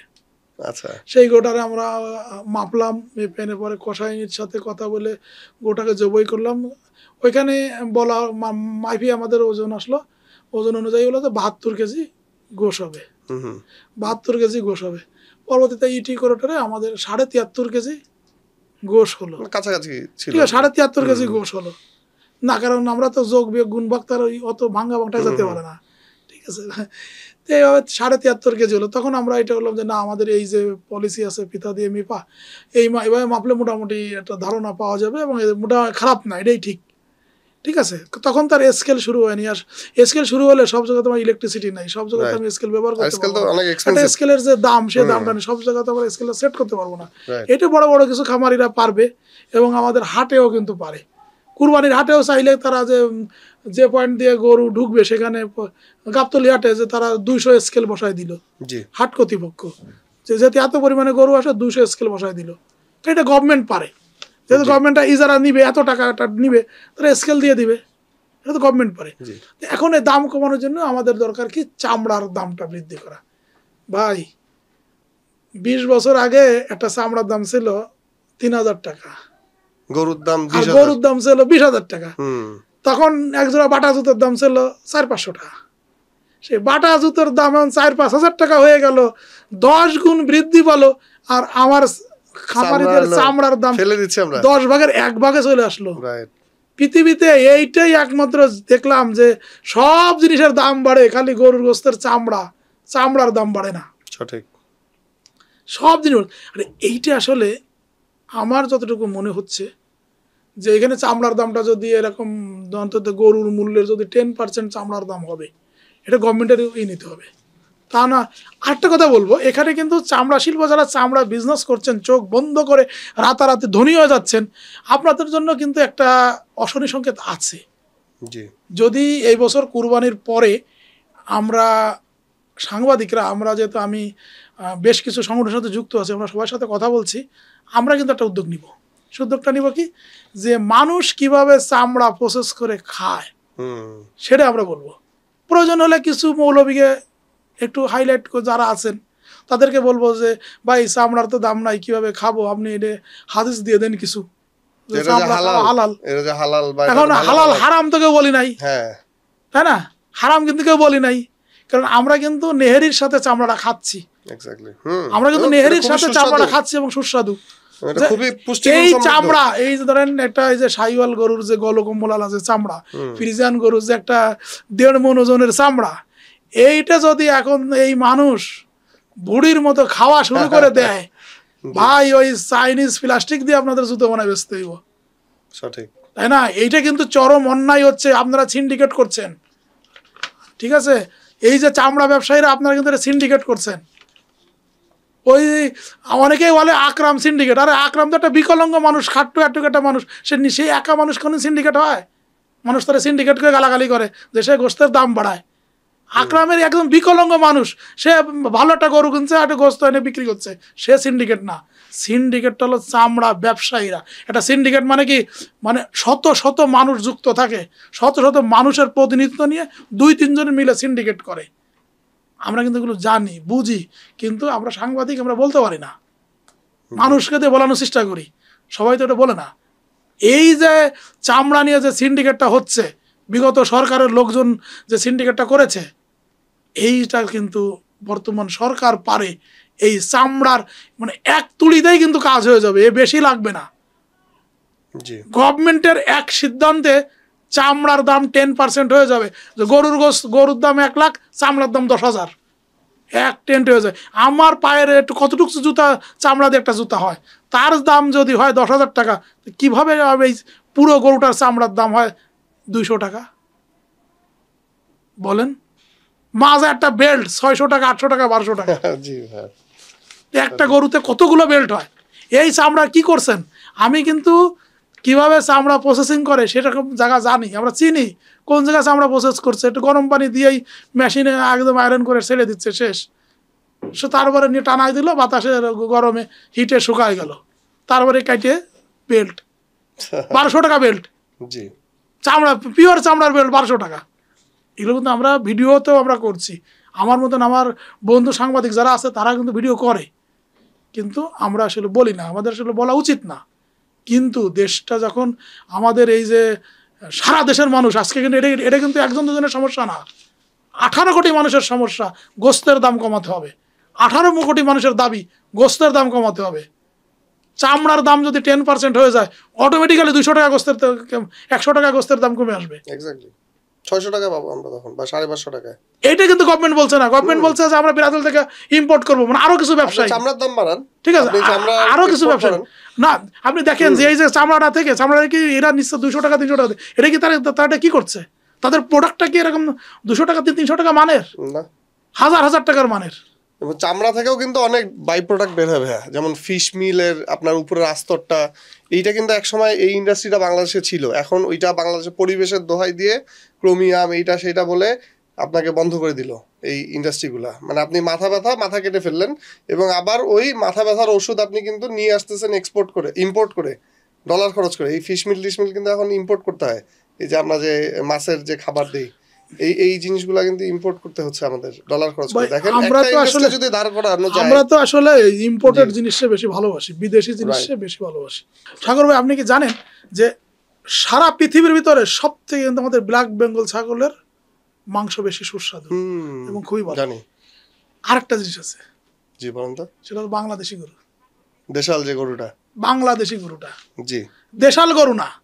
দেশাল গরুর ভিতর আবার কিন্তু আমাদের এই বড় বড় খামারিরা ঝামেলা করে ফেলেছে, ঠিক আছে? বড় বড় খামারিরা ঝামেলা করে ফেলেছে, বড় প্রান্তিক লেভেল। না না, প্রান্তিক খামার, আমি আপনার জিনিসটা বলি, প্রান্তিক খামারিরা দেশাল জিনিসটা জানে না, প্রান্তিক খামারিরা দেশি জানে, ঠিক আছে? মানে আপনার খামারে যেগুলো দেশি, নট দেশাল, ঠিক আছে?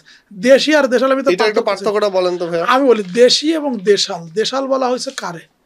যে পাকিস্তান আমলে যে গরুগুলো আমাদের দেশে এসেছে, পাকিস্তান থেকে যে গরুগুলো এসেছে।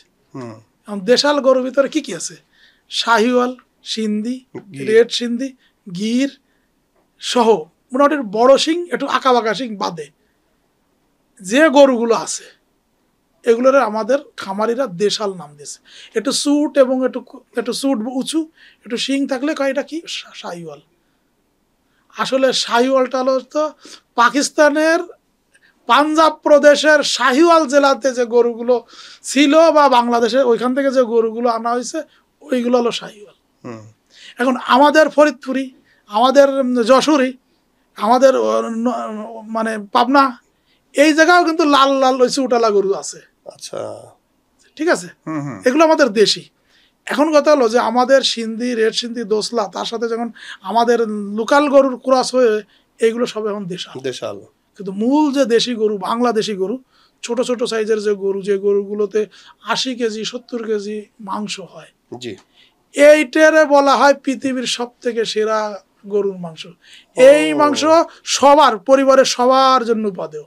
তাই পরিবারের সবাই চোখ বন্ধ করে এই 70 কেজি 80 কেজি মাংস হয় যে গরুর, এই গরুগুলো পরিবারের সবাই খেতে পারবে, চোখ বন্ধ করে খেতে পারবে, এতে স্যাচুরেটেড ফ্যাট জন্ম হয় না। বাট যখনই 150 কেজি 200 কেজি যায়, গরু যত বেশি বড় হবে ফ্যাটের পরিমাণটা বেশি, ফ্যাটের পরিমাণ তত বেশি হবে, এবং আমাদের যেমন 45 ঊর্ধ্ব 50 ঊর্ধ্ব মানুষের জন্য তত বেশি ক্ষতি। সঠিক, ঠিক আছে। এখন আমি কিন্তু এখানে কোনো অন্য কোনো জাতের কথা বলছি না। নিরাপদ, হালাল এবং মানসম্পন্ন মাংস এখন আপনার দোরগোড়ায়। আকিকা, সাদাকা কিংবা কুরবানি, যে কোনো প্রয়োজনে আপনার পাশে আছে আহলান এগ্রো। জি জি। যত বড়ই জাত থাক, গরুর পরিমাণ যত বেশি বড় হবে, মাংস যত বেশি হবে, তত বেশি ওটা মানুষের শরীরের জন্য ক্ষতিকর। মানুষের জন্য না, বাচ্চাদের জন্য ঠিক আছে, মানে ইয়াংদের জন্য ঠিক আছে, তাদের তো ফ্যাট দরকার, চর্বি দরকার, বাট আমাদের বয়সীদের জন্য ঠিক না। তাদের 40-45 বয়সের উপরে যারা আছেন তাদের জন্য হলো এই ছোট সাইজের গরু, যার গরু মাংস হবে 70 থেকে 80 কেজি সর্বোচ্চ। এটা সবাই খেতে পারবে, বৃদ্ধ থেকে শিশু সবাই খেতে পারবে। আর যাদের ওই যে 500 কেজি 600 কেজি মাংস হয়, এই যে 30 মণ 25 মণ গরু, এইগুলো শিশুদের জন্য, ইয়াংদের জন্য ঠিক আছে, বৃদ্ধদের জন্য এই গরু মাংসটা ঠিক না। আমি এখানে আবার একটু এটা করলাম যে এই যে আমরা গরু গোস্তের দামটা বৃদ্ধি, আমরা যদি চামড়ার দামটাকে সঠিক জায়গায় নিয়ে আসি, আবারও বলি চামড়া ব্যবসায়ী যারা আছেন বলি, আপনারা একটু গাড়ি নিয়ে একটু বের হন। আপনাদের তো অনেকের গাড়ি আছে, কারণ এই কয়েক বছর ধরে যে পরিমাণে কামাইছেন সবার তো গাড়ি আছে, ঠিক আছে, গাড়ি নিয়ে বের হন। রাস্তার পাশে দেখেন ঢাকা শহর, বিশেষ করে আমাদের যে বিহারিরা আছে না, বিহারি কলোনি বা বিহারি, এই বিহারিরা কিন্তু এটার প্রসেস করে এই যে হালিমের ভিতরে দিয়ে দিচ্ছে, এবং হালিমের পাশে বট বিক্রি করা, বুড়ি বিক্রি করা, ভাজি করে করে। এইখানে কিন্তু যাই দেখবেন নাড়ি বুড়ি আছে হলো মানে 2% 3%, বাকিটা কিন্তু চামড়া। এই চামড়াটা হলো গরুর মাথার চামড়া যাচ্ছে। এখন মূলত এই যে যারা করতেছে, এরা কিন্তু নিজেদের ব্যবসার জন্য ওরা নিজেরা কুক্ষিগত হয়ে আছে। যখন ওরা ওদের প্রতিবেশীদের জানায় দিবে যে প্রসেসিংটা গরম পানিতে দিয়ে টান দিলেই কিন্তু ছুটে যায়, তা প্রতিবেশীরা যখন জেনে যাবে তখন 18 কোটি মানুষ জেনে যাবে। আর 18 কোটি মানুষ জেনে গেলে আপনাদের কিন্তু আর এই জুতোর কারখানা থাকবে না। এত বড় বড় বিগত সরকার আপনাদের অনেক ফ্যাসিলিটি দিয়েছে, অনেক জায়গা দিয়েছে, অনেক সুন্দর করে ইপিজেড বানানোর মতো সুযোগ করে দিয়েছিল। তারপরও আপনারা কি করছেন? আমাদের খামারিদের ঠকাইছেন, আমাদের মাংস ব্যবসায়ীদের ঠকাইছেন। আপনাদের কারণেই আমরা 18 কোটি মানুষ যারা গরু গোস্ত পছন্দ করি খেতে, তারা কিন্তু ঠকছি। তাই এই জায়গাটা আপনারা একটু ভাবেন, কি করে নিজেদের ব্যবসাটাকে টিকিয়ে রাখবেন। লাভ তো করেন, এখন একটু কম লাভ করেন। আগে 100 টাকায় 1000 টাকা লাভ করতেন, এবার এখন 100 টাকা লাভ করেন, 900 টাকা ওটা কিন্তু হারাম হয়ে যায়। একজনের চোখের পানি, একজনের কষ্ট আপনি যদি নিয়ে নেন, একদিন কিন্তু এটা আপনাকে কাঁদাবে। আজকে আজকে আপনার কষ্টটা নিয়ে আমি সুখে আছি, একদিন কিন্তু অন্য একজন আমার এমন কষ্ট দিবে যে আপনার থেকে আমার বেশি কাঁদতে হবে। সঠিক। এখানে ভাইয়া ওই যে চামড়া ব্যবসায়ীদের যে শুধু দায়ী এরকম বিষয় না, আমি যতটুকু জানি যে সরকার ইটিপির একটা ব্যাপার আছে, যে কমপ্লায়েন্সের কারণে কিন্তু আমাদের অনেক বায়ার ছুটে চলে গিয়েছে। আমাদের ইটিপি নাই, ইটিপিটা কিন্তু আমি জানি যে হেমায়তপুরে যে ইটিপি সেন্ট্রালি চালু হওয়ার কথা, এটা দীর্ঘদিন ধরে বিকল হয়ে আছে। কিন্তু কমপ্লায়েন্স ইস্যুটা যদি এস্টাবলিশ করা যায়, ভাই যা কিছু হোক না কেন, ওটা হলো অজুহাত। কোনো আমাদের দেশে কোনো চামড়াকে পয়সা নষ্ট হচ্ছে না, প্রসেসিং তো তারা করতেছে। যে দামটা পাওয়ার কথা ছিল ওদের, আগে যে দামটা পাইতাম আমরা, সেই দামটাতে কেন দিবে না? তারা যে কোনো ভাবে তো প্রসেস করছে। সঠিক। এমন তো না যে ফেলে দিচ্ছে, আমাদের চামড়া কেউ খাত নিচ্ছে না, কোনো কাজে ব্যবহার হচ্ছে না, এটা তো না। প্লাস লোকাল যে কনজাম্পশন আছে, এখানে তো আপনি যেটা বললেন যে একটা জুতা 4000 চামড়া কিন্তু এতিমের হক। জি। এই যে কুরবানির চামড়া কিন্তু আমরা এতিমদের বা এই যে মসজিদ মাদ্রাসা, এবং বর্তমান সরকার তো এই মসজিদ মাদ্রাসার সরকার এখন আছেন। আপনারা একটু ভাবেন যে যদি আমাদের চামড়াটার দামটা বৃদ্ধি পায়, তাহলে কিন্তু আমাদের দেশের এতিমখানাগুলো কিন্তু আরো বেশি ডেভেলপ হইতো। জি হ্যাঁ, সঠিক। আজকে যারা মাদ্রাসা আছেন, বিভিন্ন মাদ্রাসার হুজুররা আছেন যারা এখন রাজনীতি করছেন, আমি যেসব হুজুররা রাজনীতি করছেন তাদের দৃষ্টিতে দিলাম যে এখানে চামড়াটা নিয়ে যদি আপনি একটু কথা বলেন তাহলে কিন্তু আমাদের চামড়ার দামটা বৃদ্ধি পাবে। আর চামড়ার দাম বৃদ্ধি পেলে কিন্তু এই চামড়ার 80% টাকা কিন্তু চলে যাবে আপনার এতিমখানায়। সঠিক। আমাদের গরুর মাংসের দাম কমে যাবে, 18 কোটি মানুষ এটা থেকে উপকৃত 100 টাকা মিনিমাম 100 টাকা কমবে, 100 টাকা কমবে। সো অনেক বড় একটা ইস্যু আছে। এটা তো জানেন এই যে কি বলে এই আমাদের কষাইরা যে গরুগুলো বিক্রি করে 100 কেজি 120 কেজি, ওখানে যে 10,000 টাকা চামড়াটার দাম হয় তাহলে কত টাকা কমে আসতেছে, তাই না? সঠিক। আর কিছু করা লাগবে না, আমাদের চারণভূমি বাড়াইতে হবে না, গোখাদ্যের জাম আছে তাই, মানে ওইটা যদি কনস্ট্যান্ট থাকেও চাইলেও বাড়াতে পারি না। এক্স্যাক্টলি, আমাদের তো কম, ভূখণ্ড বাড়তেছে না, আমাদের আমাদের ভূখণ্ড তার বৃদ্ধি পাচ্ছে না। সঠিক। আমাদের ভূখণ্ড তো একের পর এক মানুষ বসত করে করে কমায় ফেলতেছে। জি, তাই না? খালি বললে হবে না যে এই করতে হবে ওই করতে হবে। যেমন আমাকে যদি বলে যে আপনি এমন কিছু 10টা, আমি যদি 10টা কথা বলি দেখবেন যে সবাই আমার পছন্দ করবে। কি শুনবেন 10টা কথা? জি জি প্লিজ। 64টা জেলায় আমরা 64 দ্বিগুণী 128টা ইন্ডাস্ট্রি গড়ে তুলব। প্রতিটা ইন্ডাস্ট্রিতে আমরা 30 থেকে 40 লাখ মানুষের কর্মসংস্থান করব। জি, বাড়িতে বাড়িতে ঘুরবো, কোনো মানুষ বেকার থাকতে পারবে না। আর যারা বেকার হবে, যারা বিরুদ্ধ হয়ে যাবে তাদেরকে আমরা 60,000 টাকা করে পেনশন দিব, ভাতা দিব, ভাতা। আর বাড়িতে যারা আছে সবাইকে ধরে নিয়ে উনি কাজ করাবো। আমাদের এই 128টা ফ্যাক্টরিতে আমরা 50 কোটি মানুষের কর্মসংস্থান করব। সারা বিশ্ব আমাদের এখানে চলে আসবে যদি এরকম কিছু বলি। এটা কি হয়? চটকদার জিনিস। মানুষ সালাই তো ভালো লিডার হয়ে গেছে, আরে বাবা ওর মাথায় তো বিশাল মাল আছে। যদি আমি এটা বলি কোনো একটা জায়গা যে সুন্দর করে একটা বড় পরিবেশে যায় যদি প্রেজেন্টেশন দিয়ে দিই, এই মাল আছে তো, ঠিক কিনা? জি, আমি 128টা ফ্যাক্টরি বানাবো। কটা ফ্যাক্টরি? 128টা। সেখানে 50 কোটি লোক কাজ করবে। যে আমি প্রতিটা 30 থেকে 40 লাখ মানুষের এখানে একটা ফ্যাক্টরিতে কাজ করবে। আবার বেকার যারা আছে তাদেরকে এই দেবো ওই দেবো ওই দেবো, রাস্তাঘাট সব উন্নত করে দেব। এগুলো আছে কি ভাওতাবাজি, চটকদার। এগুলো হলো ফেসবুক ইউটিউবে রিলের মতো, এগুলো হলো বিজ্ঞাপন, অ্যাড। এগুলো বাস্তবতা না। সঠিক। বাস্তবতা হলো ওইটা যে আমার ফার্মার যে কষ্ট করছে তার জন্য ঘামের মূল্যটা পাই, তাকে যেন আমি কাজে ব্যবহার করতে পারি। আজকে কত যে ডেইরি খামার আমার চোখের সামনে বন্ধ হয়ে গেছে, কত ফ্যাটেনিং খামার এবছর বন্ধ হয়েছে, আগামীতে বড় বড় ফ্যাটেনিং খামারগুলো বন্ধ হয়ে যাবে। কত পোল্ট্রি খামার বন্ধ হয়ে গেছে আমি দেখছি, তাই না? যে ডিমের দাম নাই, এরপরে বিভিন্ন সময় রোগ ব্যাধি হয়েছে, এরপরে বার্ড ফ্লুতে মরে গেছে, বার্ড ফ্লুর সময় অনেক সময় মরে গেছে।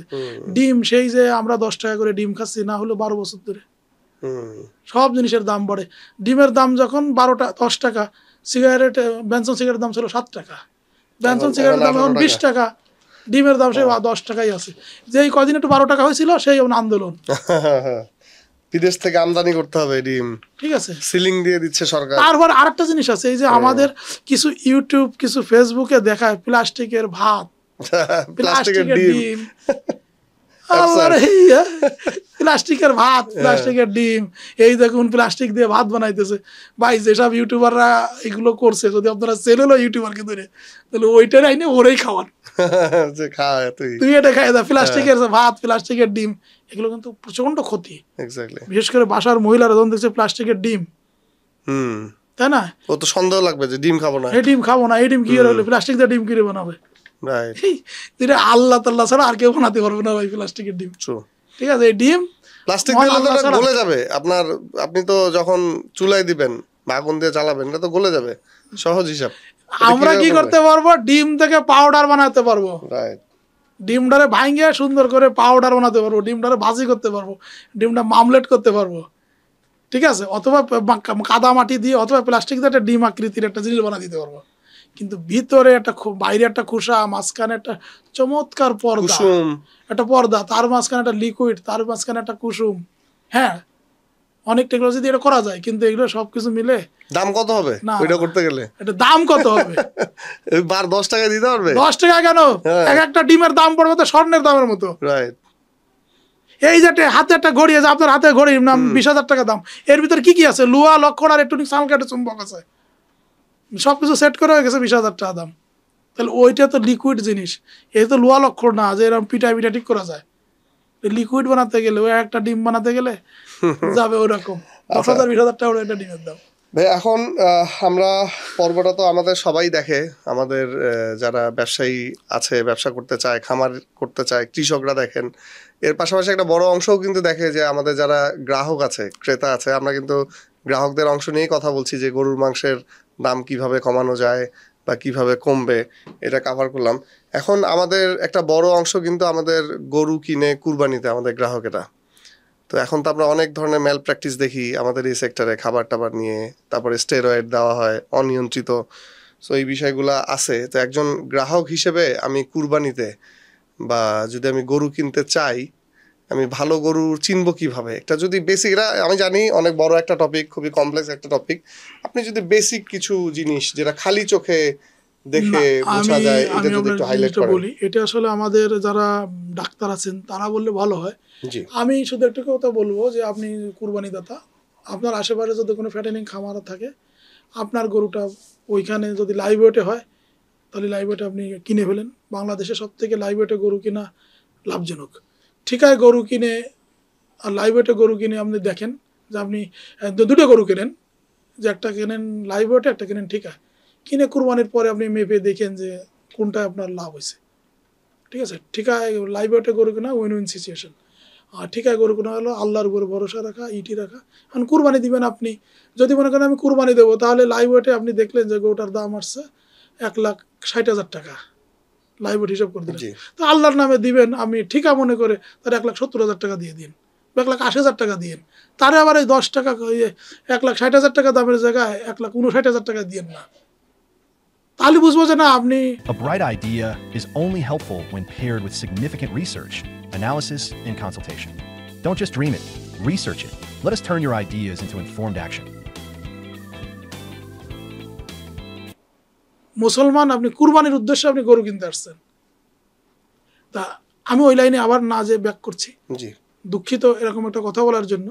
সেটা হলো যে আপনারা যদি আপনাদের আশেপাশে খামার থাকে, খামার থেকে গরু কিনেন। একটা কথা বলবো যে আমরা বিভিন্ন সময় যে গরুগুলো আমরা হাটে দেখি, আগে একটা সময় তো বাংলাদেশে ইন্ডিয়া থেকে গরু আসতো, অলরেডি বিভিন্ন জায়গা থেকে বিভিন্ন পথ দিয়ে ঢুকছে। তো ইন্ডিয়ার বিভিন্ন প্রদেশ থেকে গরু ঘুরে ঘুরে ঘুরে ঘুরে যখন ওই ট্র্যাকের পরে থাকতো, এমনভাবে ট্র্যাক্টরে এভাবে মানে গরুগুলোরা নিত যে গরুগুলো যদি শুয়ে পড়ে তাহলে গরুটা মারা যাবে। জি, গরুগুলো শুয়ে হলে মারা যাবে, ওদের দাঁড়ায় রাখতো এমনভাবে টাইট করে, এবং ওই অবস্থায় 5 দিন 6 দিন থাকতো। 5 দিন 6 দিন গরুগুলো থাকে, ও একটা গরু যদি 5-6 দিন একই জায়গায় দাঁড়ায় থাকে, প্রস্রাব পায়খানা তারপরে খাওয়া দাওয়া সব কিছু কেমন হয়ে যায়, এটা অসুস্থ হয়ে যায়। আমরা কিন্তু ওই গরুটা কিনে নিয়ে যায় কোরবানি করি, ঠিক আছে, ওই গরুটা কিনে নিয়ে কোরবানি করি। এখন আপনি হাট থেকে যে গরুটা কেনেন না কেন, যেখানে যখন কি চালানি গরু আসতেছে, আমরা কি করি, চালানি গরু হলে দাম কম হবে, আর আমার খামারে গরু তো দাম বেশি হবে। দাম বেশি হবে কয় টাকা, অল্প কিছু। চালানি গরুর সাথে আপনার খামারি গরু দামের ব্যবধান থেকে অল্প কিছু, কিন্তু চালানি গরু থেকে আপনার পাশের প্রতিবেশীর খামারের গরুর মাংসের কিন্তু কোয়ালিটিটা ভালো। 1 নম্বর হলো যে মাংসটা, গরুটা যদি আপনি নেবেন, যদি দেখেন যে তার কলিজায় স্পট আছে, তারে তো যাই আপনি ধরবেন, এবারটা তোর গরুতে স্পট কেন পাইলাম। আর চালানি গরুটা আপনি কিনলেন, যদি স্পট পান বা গরুর কোথাও পচা পান, গন্ধ পান, দুর্গন্ধ পান, তারা আর ধরতে পারবেন? পারবেন না, পারবেন না। আমি কিন্তু হাটকে নিরুৎসাহী করছি না, কারণ হাটে সবাই যাবেন। যারা আসলে সুযোগ আছে, আপনার পাশে ফ্যাটেনিং খামার আছে, সেখান থেকে যান। আর যাদের সুযোগ নেই, যারা ছোট ছোট গরু কিনতে চান, তাই না, যাদের ধরুন 4 ভাগে 5 ভাগে গরু কিনবেন, ওই ঈদের আগে যে সিদ্ধান্ত হয় 2 দিন আগে, তারা হাটে যেয়ে নেবেন। চাষিরা তো তাদের ভাগ্য, তাদের জন্য আমার হাট থেকে নিন। হাট থেকে কি দেখে নিব আর কি, কেমন ধরনের গরু? হাট থেকে আপনি গরু সুস্থ গরু চিনবেন, কি গরু সুস্থ গরু চিনবেন।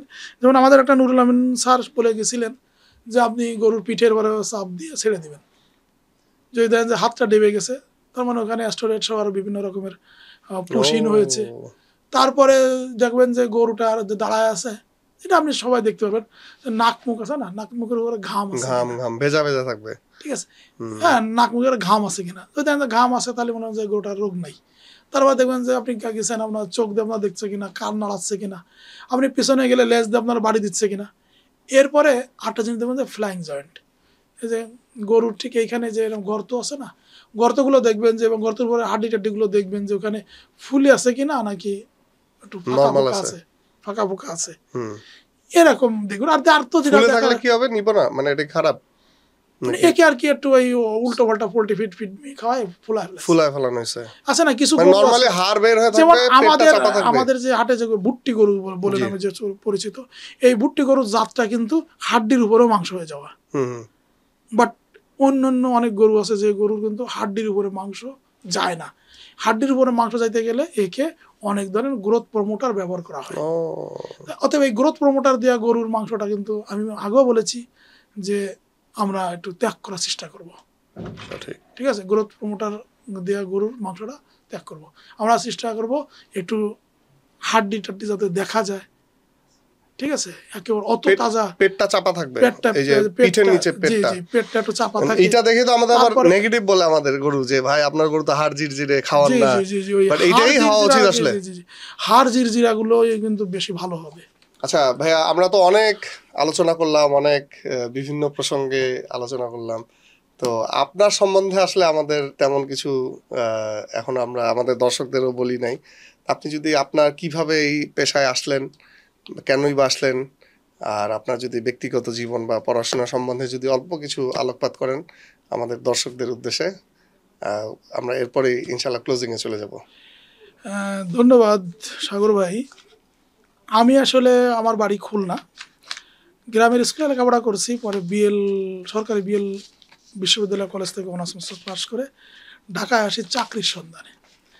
কিন্তু ঢাকা আসার কিছুদিন পরেই 21-এ টেলিভিশন শুরু হয়, সেই 2000 সালে। তো ভাগ্যক্রমে ওখানে চাকরি হয়ে যায়, ওই আর কি সাংবাদিকতা শুরু। তারপরে 21-এ টিভিতে চাকরি করতে গিয়ে সেখানে সাইমন ডিং সাহেব আমাদেরকে ট্রেনিং করালেন। ইটিভি বন্ধ হয়ে গেল, পরে গেলাম কি করব, চ্যানেলেতে চাকরি নিলাম। শাইখ সিরাজ স্যার, তার সাথে কাজ করার সুযোগ হলো। মূলত ওই শাইখ সিরাজ স্যারের সাথে কাজ করতে গিয়েই আমার এই কৃষির প্রতি ভালোবাসা, কৃষির প্রতি তথ্য সংগ্রহ এইটা শুরু হয়। এক পর্যায়ে আমি ভাবলাম যে আমি কি চ্যানেলেতে থাকবো, নাকি নতুন যে টিভি চ্যানেলগুলো আসলো নাকি আমি একটু সুইচ করবো। এরপরে আমি বাংলা ভিশনে যোগদান করি। বাংলা ভিশনে যাই, আমি বাংলা ভিশনে গেছিলাম, আমি ভাবছিলাম যে সিনেমার গান বা সিনেমার গান হোক, নাটক হোক, এই ধরনের কিছু টক শো হোক, এগুলো করবো। কিন্তু ওইখানে আমাদের যিনি বাংলা ভিশনের সিইও ছিলেন মুস্তাফিজুর রহমান স্যার, উনি আমাকে বললেন, বাইজেদ যেহেতু আপনি শাইখের সাথে ছিলে, তাহলে তুমি কৃষি অনুষ্ঠান করতে হবে। কারণ মুস্তাফিজুর রহমান সাহেব ওই বাংলাদেশ টেলিভিশনে ছিলেন, বাংলাদেশ টেলিভিশনে হুমায়ুন আহমেদ সাহেবের যে সিনেমা সহ অনেক বিখ্যাত বিখ্যাত নাটকের পরিচালক ছিলেন মুস্তাফিজুর রহমান। আর ওনার সাথে শাইখ সিরাজ স্যারের খুব ভালো রিলেশন ছিল। আমাকে দিয়ে উনি এই কৃষিতে শুরু করালেন। এই যে কৃষিতে কাজ করছি, এরপরে আসলে কৃষির তথ্য এমন যেটা গ্রাম তো A to Z গ্রামের সবাই জানে। এই তথ্য আমরা মিডিয়াতে বলা, এটা কিন্তু সহজ জিনিস নয়, একটু কঠিন জিনিস। হ্যাঁ, একটু কঠিন জিনিস। অতএব এই জন্য আমাকে অনেক পড়াশোনা করতে হয়, এবং পড়াশোনা করতে করতে কিন্তু আমি বই লিখে ফেলছিলাম। আচ্ছা, আমার লেখা আছে, কিন্তু বইটা এত বড় হয়ে গেছে, 400-500 পাতা হয়ে গেছে, প্রকাশ করতে পারি নাই। তারপর যেমন লাইভ স্টকের একটা বই আমার বের করার ইচ্ছা আছে, হ্যাঁ, ঠিক আছে, যেমন খামারি প্রযুক্তি হাত বই, আচ্ছা, এটা আমি কম্পিউটারও করছি। বাট একটা বই এখন মানুষ হয়েছে কি, যে মোবাইলের যুগে এসে কেউ বই কিনে পড়বে বলে বিশ্বাস হচ্ছে না। আর একটা 6-7 লাখ টাকা খরচ করে একটা বই বের করা, এটা কেমন কেমন লাগে। তারপরও হয়তো সামনে ওই বইটা বের করব। তা কৃষক পরিবারের মানুষ আমি, আমার বাবার কিন্তু মাছের ঘের আছে, আমাদেরও ঘের আছে। আমি কিন্তু ঘেরে সময় দিতে পারি না বলে ঘেরে লস, বুঝছেন, আমি সময় দিতে পারি না বলে আমার চিংড়ি মাছের ঘেরে লস। এই জন্য আমি বলি যে যারা আপনারা খামার করবেন, যদি খামার সময় দিতে না পারেন এই পেশায় তাহলে আসা আপনাদেরও লস হবে। রাইট। ঠিক আছে, তা সাগর ভাই, এই হলো আমার লাইফ, আমার 2টি সন্তান। জি, ঠিক আছে। এই আপনি পিএইচডি করেছেন কিসের উপর ভাই, কোন টপিক, কত সালে? পিএইচডি করেছি আসলে, এই যে লেখালেখি করতে করতে করতে একদিন প্রফেসর ডক্টর এম এ রহিম স্যারের সাথে পরিচয় হয়ে যাওয়ার পরে ভাইজিদ, আপনি তো আসলে বাংলায় অনার্স মাস্টার্স, আপনি কৃষি নিয়ে এত কথা বলতে গেলে আমার কৃষিবিদরা কিন্তু আপনার ধাওয়া দিব। ও আচ্ছা আচ্ছা। যেখানে যাবেন সেখানে আপনি ধাওয়া খাবেন, কেউ আপনার পাত্তা দিব না। তাহলে কি করবো স্যার, তাহলে ডিপ্লোমা করার তো সুযোগ নাই। তখন উনি আমার বললেন যে আপনি কি এই প্রফেশনাল পিএইচডি করবেন? করলে আপনারা আমি পিএইচডি করাবো। ঠিক আছে, আপনি এগ্রোতে ঠিক আছে। পিএইচডি এই করবেন? জন্য আমি Bangladesh agriculture sector development role of electronic media, আচ্ছা, এটা এই টপিকে পিএইচডি করেছেন? Bangladesh agriculture sector development role of electronic media, যে আমাদের এগ্রিকালচার সেক্টরটা ডেভেলপমেন্টের জন্য আমাদের মিডিয়ার কি ভূমিকাটা, ইলেকট্রনিক মিডিয়ার কি ভূমিকা। যেমন আসলে কি আমাদের এই বাংলাদেশ এগ্রিকালচার সেক্টর ডেভেলপমেন্টের জন্য আমাদের জনাব শাইখ সিরাজ স্যার জি জি একটা বিশাল অবদান আছে। এরপরে ধরেন আমাদের এই 16-17 সালের পরে এসে, তাই না, ইউটিউব কন্টেন্ট গুলো না ইউটিউবারদের আসলে অবদান থেকে এটা আছে বেশি, নেগেটিভ সাইডটা, নেগেটিভ সাইড। কারণ ইউটিউবাররা তো আসলে কখনো কোনো তথ্য দিচ্ছে না। কেউ গরু বেচার ভিডিও করছে, কেউ মানে সব খামার বেচার ভিডিও, কেউ খামার বেচার ভিডিও, কেউ বকনা বিক্রির। জি জি। এখন মানে আমি ওরা বলি, এবারে যেহেতু আমি নিজে ইউটিউবার, কিছু কিছু ভিডিও আছে যে ভিডিওগুলো আমাদের উপকারের চেয়ে ক্ষতি হয়েছে বেশি। ট্রু। 4 লাখ টাকা কেজি মিয়াজাকি আম, সারা দেশের মানুষ মিয়াজাকি আম চাষ করা শুরু করে, পোকা পালন করে মাছ চাষ। আরে মাছ চাষ করতে গেলে খাবার দিয়ে মাছ চাষ করে সফল হতে পারি না, কি পোকা দিয়ে মাছ, মুরগিও পালতেছে দেখলাম, যে পোকা চাষ করেন সেই চাষ দিয়ে মুরগি পালন। জি ঠিক আছে। তারপর এই যে জিনিসগুলো আছে, বায়োফ্লগ নিয়ে খুব বায়োফ্লগ নিয়ে মাতামাকি হইলো। হ্যাঁ, ওটা যেহেতু ট্যাঙ্কি পদ্ধতিতে, আসলে আমি মনে করি যে আপনার বাড়ির ছাদে যদি ট্যাঙ্কি থাকে, কিছু মাছ আপনি তাজা মাছ কিনে ওখানে জিয়ে রাখলেন, পরে ধরে ধরে খাইলেন, মাছের স্বাদটা চেঞ্জ হইলো। আমি এদের পক্ষে। বাট বায়োফ্লগ করে বাংলাদেশে কেউ লাভ করতে পারছে আমার বা জানা নাই। ঠিক আছে, হয়তো বলবে আমি লাভ করেছি ট্রেনিং করানোর জন্য, আমারে তো আমার লস গেছে, আমি ইকুইপমেন্ট বিক্রি করবো, ট্রেনিং বিক্রি করবো। একদিনে ট্রেনিং না 2 দিন ট্রেনিং করে 10,000 টাকা নেয়। ঠিক আছে, আমি আসলে তো কথা বলতে গেলে সবার বিপক্ষে চলে যায়, আমাদেরও বিপক্ষে। আমি মূলত ইউটিউবারদেরকে বলবো যে আপনারা আসলে এমন ইনফরমেশন গুলো দেন যে ইনফরমেশন গুলো মানুষের সবার উপকার হয়, যেন কোনো একজন মানুষের জন্য ক্ষতি না হয়। ঠিক আছে, ওকে।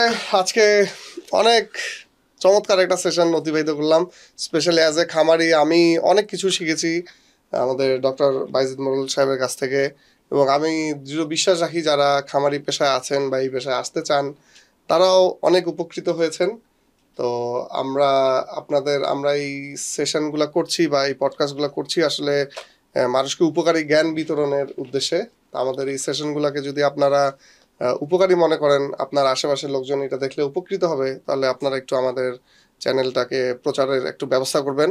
আর সেই সাথে আমি আমাদের আজকের গেস্ট জনাব ডক্টর বাইজিদ মোড়ল, তাকে অসংখ্য ধন্যবাদ জানাচ্ছি আমাদের এই সেশনে আসার জন্য, এবং তিনি যেভাবে এই সেক্টরের জন্য কাজ করছেন, যেভাবে সৎ পরামর্শ, ভালো কন্টেন্ট উপহার দিচ্ছেন মানুষকে, আমি একজন খামারি হিসেবে বা এই সেক্টরের লোক হিসেবে সবার পক্ষ থেকে তাকে আন্তরিক ধন্যবাদ জানাই এবং তার নেক হায়াত কামনা করি, এবং তিনি যাতে আরও দীর্ঘদিন আমাদের এই সেবাটা দিয়ে যেতে পারেন এই কামনা করছি। জনাব বাইজিদ মোড়ল, আপনার শেষ যদি কোনো কথা থাকে আপনি বললে আমরা শেষ করে দেবো ইনশাআল্লাহ। না, আমি এই বীজব্রো পডকাস্ট যে চ্যানেলটা আছে, যারা আপনারা দর্শক দেখছেন সবাইকে বলবো চ্যানেলটাকে সাবস্ক্রাইব করবেন। এখানে কিন্তু মোটামুটি ভালো আলোচনা, যেমন আমরা একটা ভিডিও বানাই 3 মিনিট 5 মিনিট, আমরা একটু ভাইরাল করার চেষ্টা করি, এবং আমাদের এখন ভাইরাল হতে 6 সেকেন্ডে ভাইরাল হয়। কিন্তু এই যে ভিডিওটা হয়েছে এটা কিন্তু একটা দীর্ঘ ভিডিও, এবং দীর্ঘ ভিডিও হলে অনেক বিষয় আলোচনা করা হয়। আসলে আমি এই ভিডিওর ভিতরে হয়তো অনেকের যে কথাগুলো বলেছি সেখানে গভর্নমেন্টের সাথে কিছু গভর্নমেন্টের কিছু নেতিবাচক কথা বলেছি, ব্যবসায়ীদের সাথে কিছু নেতিবাচক কথা বলেছি, সব কিছু মিলে কিন্তু ভাই আমরা আসলে 18 কোটি মানুষ আমরা দেশের পক্ষে কথা বলি, দেশের জন্য বলেছি। এবং যদি এটার দ্বারা কেউ মনে কষ্ট পান, আমি এর জন্য দুঃখিত। আমি চাই যে আমাদের দেশটা কৃষিতে স্বনির্ভর হোক, আমাদের দেশটা প্রাণী সম্পদে স্বনির্ভর হোক, আমাদের দেশটা মৎস্য খাতে স্বনির্ভর হোক, কারণ আমাদের কৃষি প্রধান বাংলাদেশ। ঘুরলে ফিরলে আজ যারা আমরা সরকারের উচ্চ পর্যায়ে আছি, অনেক কর্মকর্তা আছি, দেখুন শিকড়ে যদি পৌঁছায় কিন্তু কৃষক, কারোর বাবা কৃষক, কারোর দাদা কৃষক, কারোর চাচা কৃষক, সবাই কিন্তু আমরা কৃষক পরিবারেরই মানুষ। অতএব আমরা যদি আমাদের এই কৃষকদেরকে একটু মানে স্বনির্ভর না করি, এবং আমি যারা বাংলাদেশে বিত্তবান আছেন দেখে অনেকে সহযোগিতা করেন, আমি সকল বিত্তবানদের বলবো যে আমাদের যে কৃষক ভাইরা আছেন তাদের দিকে একটু দৃষ্টি দিন। প্রয়োজন হলে কৃষক ভাইদের যে ছেলে মেয়ে আছেন, নাতিপুতা আছেন, অনেক কৃষক আছে তার 3 মেয়ে 4 মেয়ে, ছেলে নাই, সেই মেয়েদের বাচ্চা কাচ্চারা আছে, এরা এই যে অবস্থা আছে লেখাপড়া শেখাতে পারছে না, মানুষ করতে পারছে না। আপনারা দায়িত্ব নিয়ে এদের একটু লেখাপড়ার ব্যবস্থা করেন। এদেরও মন আছে, এদেরও ভালোবাসা আছে। দেখবেন যে বড় গরিব মানুষকে যদি আপনি একটু উপকার করেন না, সে জান প্রাণ দিয়ে আপনার জন্য ভালো মানে দোয়া করতে থাকবে আল্লাহর কাছে।